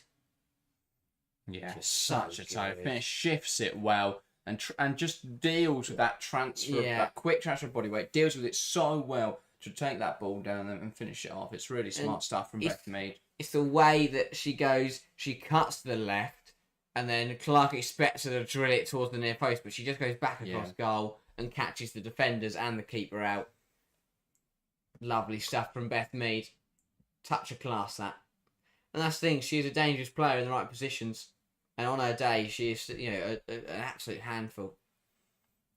Phil Morgan tries to hold the ball up, unable to do so. Now England can play. Williamson, Kelly. Out of options really there. Goes back to Hannah Hampton.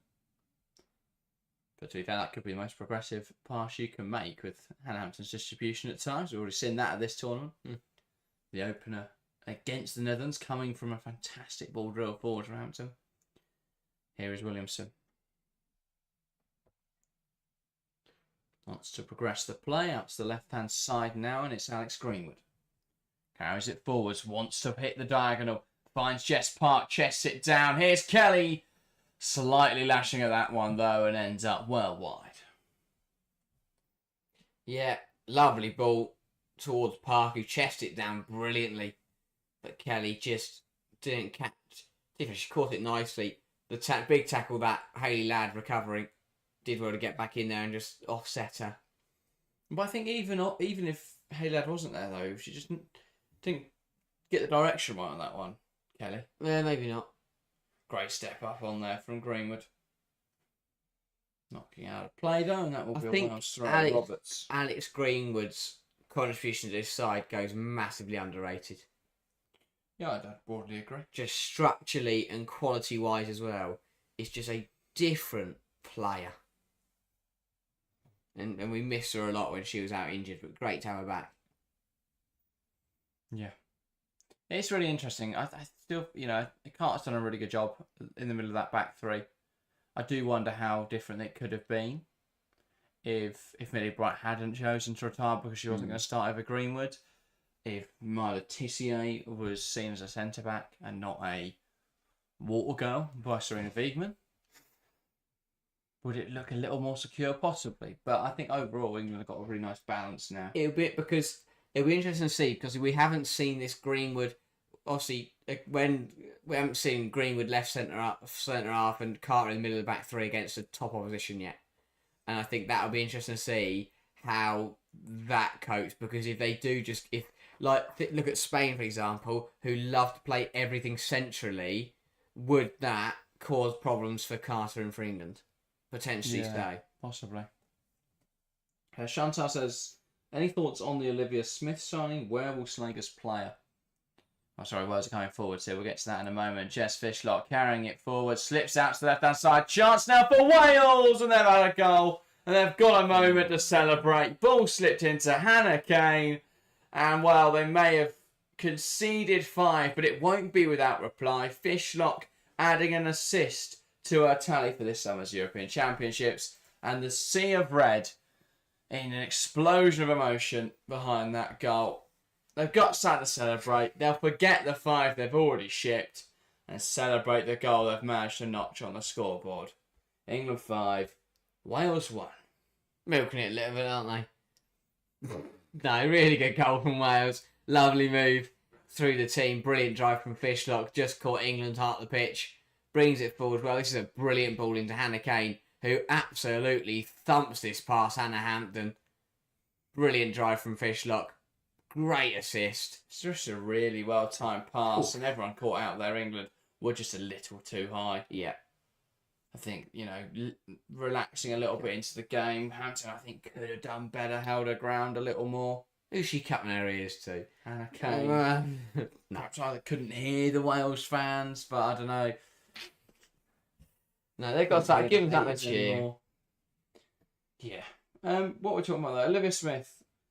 She'll be used either on the left or the right wing. I think predominantly the right wing. It might be interesting to see if she's used on the left because obviously they've got Kelly and Mead who can play on the right wing. They've got Ford and Caroline Tay and Kelly who can play on the left wing. So we'll see what they use. I think it definitely points towards either Mariano Calante taking up a very central role next season, in terms of either attack midfield or defensive midfield, or in that pivot, or we will see a change, or we're going to see one of the wingers leave. So that will be the big question. Or someone's not getting any game time next season. But you can't really have 5 natural wingers. I'll tell you who isn't going to play a single minute. Rosa Gafargi. Gafargi's got no chance because Marnham's not going anywhere. You just imagine now, this summer. Calente's probably going to end up starting attacking midfield. They've already got Valti, Little, and Cooney Cross in central midfield. And then if you had Calente there, you've got a nice 4. But it just depends what Arsenal want to do in terms of squad building. I think up front they're sorted. They've got Russo, Aguimang. They've got Blackstenius as well. So looking good. Change now for England. Bronze off, Charles on. Still no Laetitia. She might be viewed as a right back, but Serena will still put a left back on ahead of her.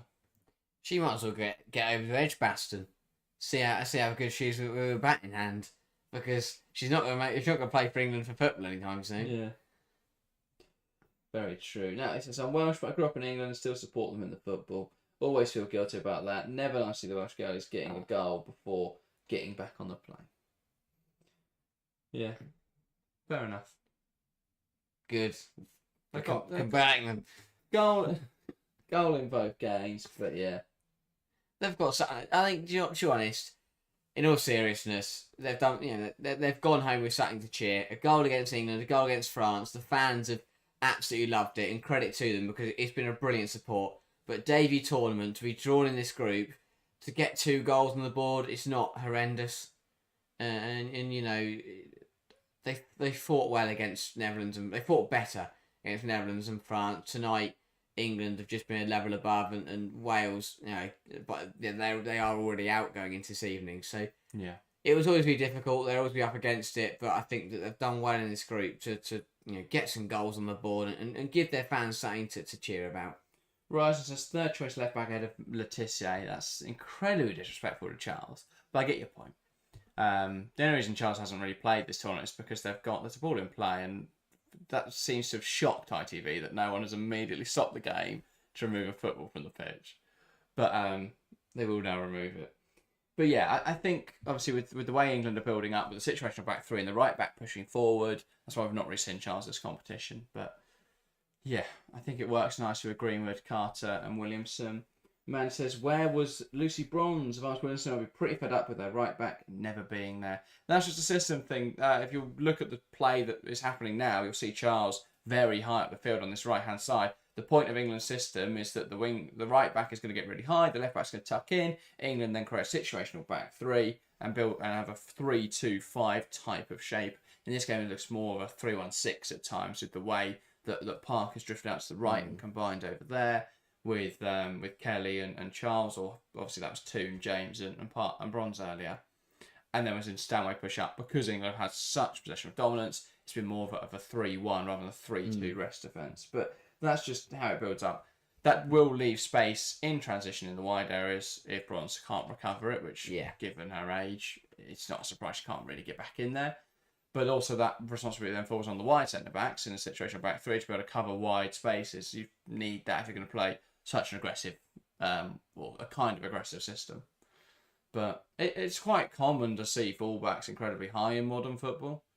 A lot of them recover more because you're not saying to one fullback, you've got unlicensed attack, and the other one, you've got to sit back. That then does create a situation where you've got one fullback incredibly high.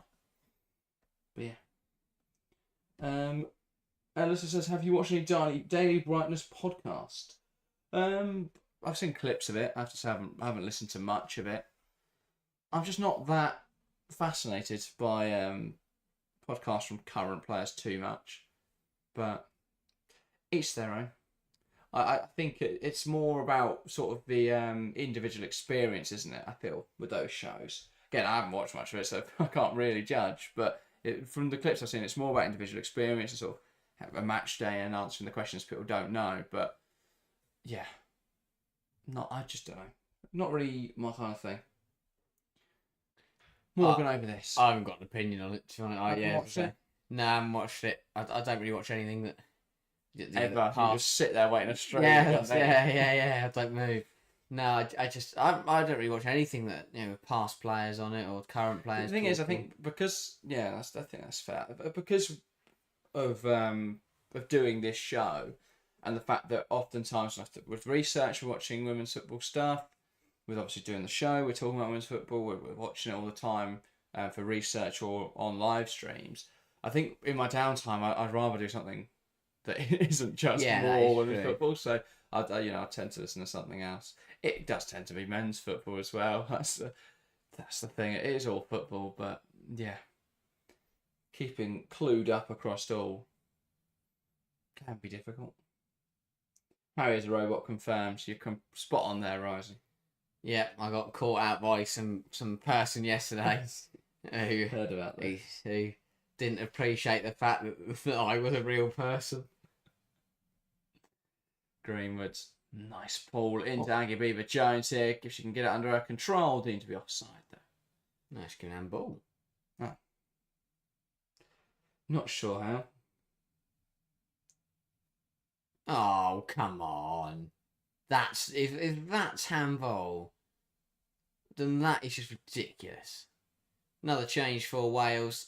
Barton going to be coming on, and Jones is going to be going off.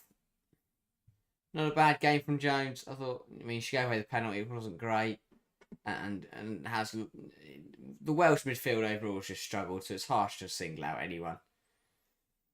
Yeah. But the final 5 minutes. David says the only ones I watch are Boots, Balls and Bras and the Upfront podcast. Yeah. Fair enough, I'm sure. Both good shows. Again, can't say I've watched a lot of either. No. I've heard of them. Yeah. And it's also difficult because there are loads out there. So lots of people watch loads of different ones. I feel I don't watch much stuff that comes from ex-players. Like, even in the men's, I don't watch the overlap with that. I'm more interested in independent creators and like analysis of games, which a lot of those shows don't do. It's more, like the overlap is just talking about Alex Ferguson for 90 minutes every week with a different ex-Man United player. So, it's just, I don't know, I'm not as interested in hearing those personal stories. The best ones of the overlap are when they get a guest not from a football background on. Like when Ricky Gervais and Roy Keane just sat there just moaning about things for hours. Because Ricky Gervais didn't have any opinion on Alex Ferguson's methods. So for once, it was a slightly different show. I do agree. I just think that, I don't know, it's just a weird one. In terms of what I watch in terms of women's football space, shout out to Shadow Football. Definitely one I watch. If he uploads a video, I know his content schedule isn't as consistent as some people on, but he does try and post. It's a commitment to each video he does. Well, yeah, absolutely. It's sort of the editing takes a lot longer than a lot of the other stuff on YouTube. So yeah, and I guess he just doesn't have. I mean, we're able to do as much as we do because we have nothing else to do. So well, no, we are balancing. Well, we are balancing a lot of other things. Yeah, I'm joking. Only joking. But yeah, I do watch Shadow Football whenever he uploads. But yeah. Ryzen says, I enjoy Girls on the Ball too. Yeah, I've tried watching a bit of their stuff. It's not my cup of tea. No. Personally. Yeah. They're great. They're knowledgeable. I follow them on Twitter because I think their updates are great and the articles are great. But the stuff they've done for the women's game, I have massive respect for. Absolutely. As you say, they've got a massive following. That they know what they're on about. And that is fair enough. But again, I feel like because some of their videos do adopt a similar style to ours. Once we've recorded ours, I don't want to listen to other people talk about it because it's just going to be the very similar things that that we're all saying because we all know. Well, we are all pretty knowledgeable about the game. I think at the moment that is the problem with the women's game, and I think we're contributing to it in a sense, but a lot of it is. No. People talking about the women's game. There's not sort of like all these different branches. We go, these guys do sort of like video game stuff. These guys do reviews or football kits, or there's not really all that individuality that you get in the men's football space. This podcast is a little bit different. So that'll be a big thing to see. Is once the women's football video game era comes into play. Like when you get loads of creators like who are doing FIFA careers, and there might, if anyone knows any that are doing them, I'd be intrigued to see. There was a channel that switched to doing. I remember because he was watching us for a bit, and he was doing. He's been doing YouTube for ages, and he just keeps switching his channel up based on what game he wants to play. It's a bit, I don't know. It's not really the method I would take, but started doing his football content. I think started a channel for a month and then disappeared again. But I guess it's just not. FIFA's difficult because it's not easy to be interesting because it's just such an easy game. I feel. I haven't played it in years. Football Manager is interesting. The problem with Football Manager is it is so inaccessible for anyone who hasn't it's so the other way. If you haven't got 10,000 hours of Football Manager experience and you haven't watched football for 20 years now, it's a difficult game to get into. Beth Mead in towards the back post. Beaver Jones gets it over the line. That is number 6 for England in this game. England 6, Wales 1. The dominant display continues as Beaver Jones gets in on the act. Lovely finish from Aggie Beaver Jones. And there seems to be a theme here of the England players running over the subs bench, clicking before they get there, and joining in the celebrations. There will be a backstory on 100%. that. Sure. Looking forward to finding out what that is. I have to say, some things I do enjoy, like the stuff that the Lionesses have actually done within the camp. So the interviews they do them in pairs and stuff. They're quite good, and the diary rooms that have started doing it. That's quite interesting because that's more of an insight to the international camp, and I think that gives you a good picture of what actually goes on and things like that. Yeah. I mean, some of it is also pretty pointless. Like I don't need to know that Letitia, Beaver Jones, and Clinton went down a big slide in Switzerland. I'm not too bothered about that bit, but. I can't. I'm looking forward to finding out what this celebration's all about with this running over the subs bench and what was it? Are they clicking when they get there, or they're doing something? But good to see. Squad harmony is an all-time. Is at a high for England at the moment. You feel that's exactly the kind of togetherness you need going into the quarterfinals. Yeah. Okay. Hello. Remember me from Venezuela? I will be travelling to the quarterfinal game, Sweden versus England. Love that. Enjoy the game. Wish we could be there. Will be a good game. I just love doing this too much. England high up the pitch. Here's Charles. That pass back to Carter with a little bit too much on it, but she'll recover it well. 5-2 to France. Akina Karachau has converted that penalty. Netherlands have fallen. Also, the bonus of watching on TV over going live is you actually get to watch 90 minutes of it. You don't get to watch 70 and watch the other 20 minutes through the hands of the people in front of you. They put them up in the air. That annoyed me. True. Honestly, I couldn't do it. Nothing beats going live to a game, though. It doesn't.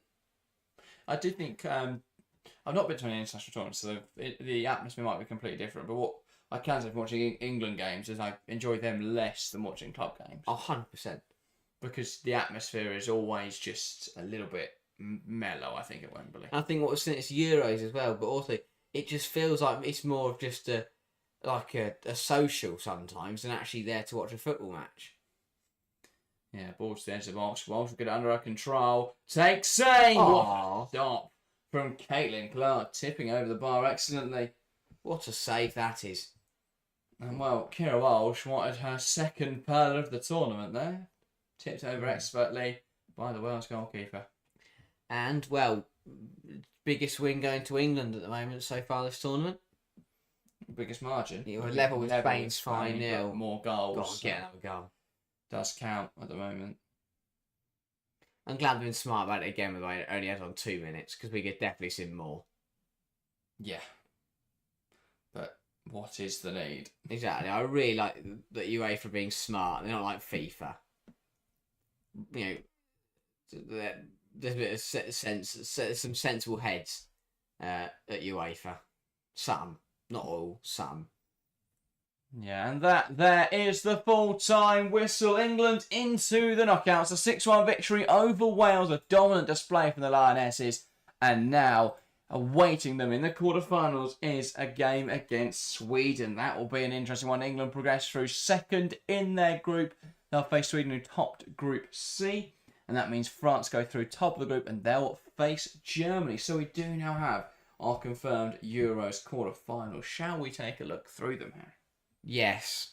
That's what I love to hear. So, on Tuesday, Norway will take on Italy, the opening quarter-final.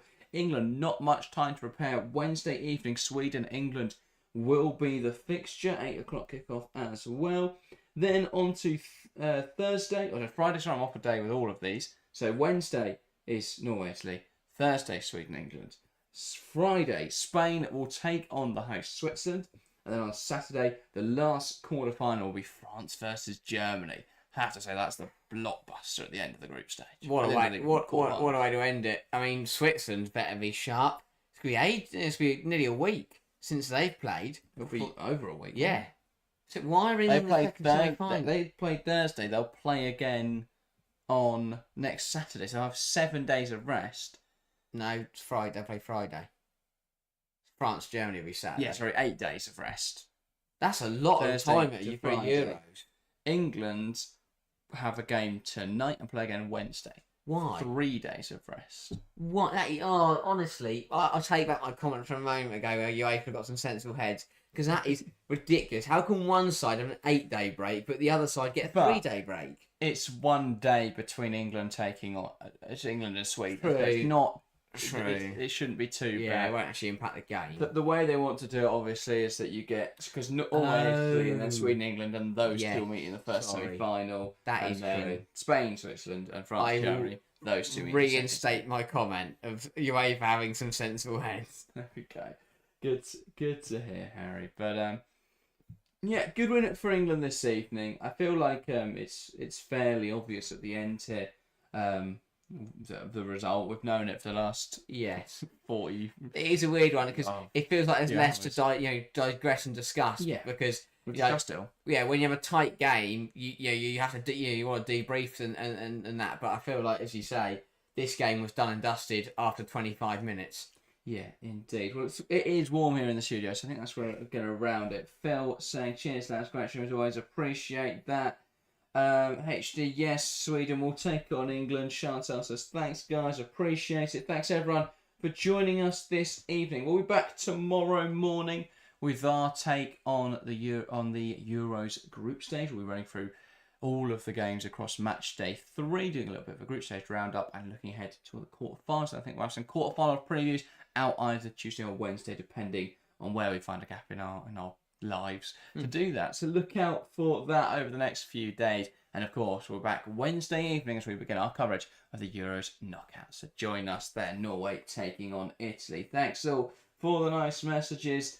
We'll be back very shortly. Those are everything for today. Thank you guys very much for watching, and we'll see you next time.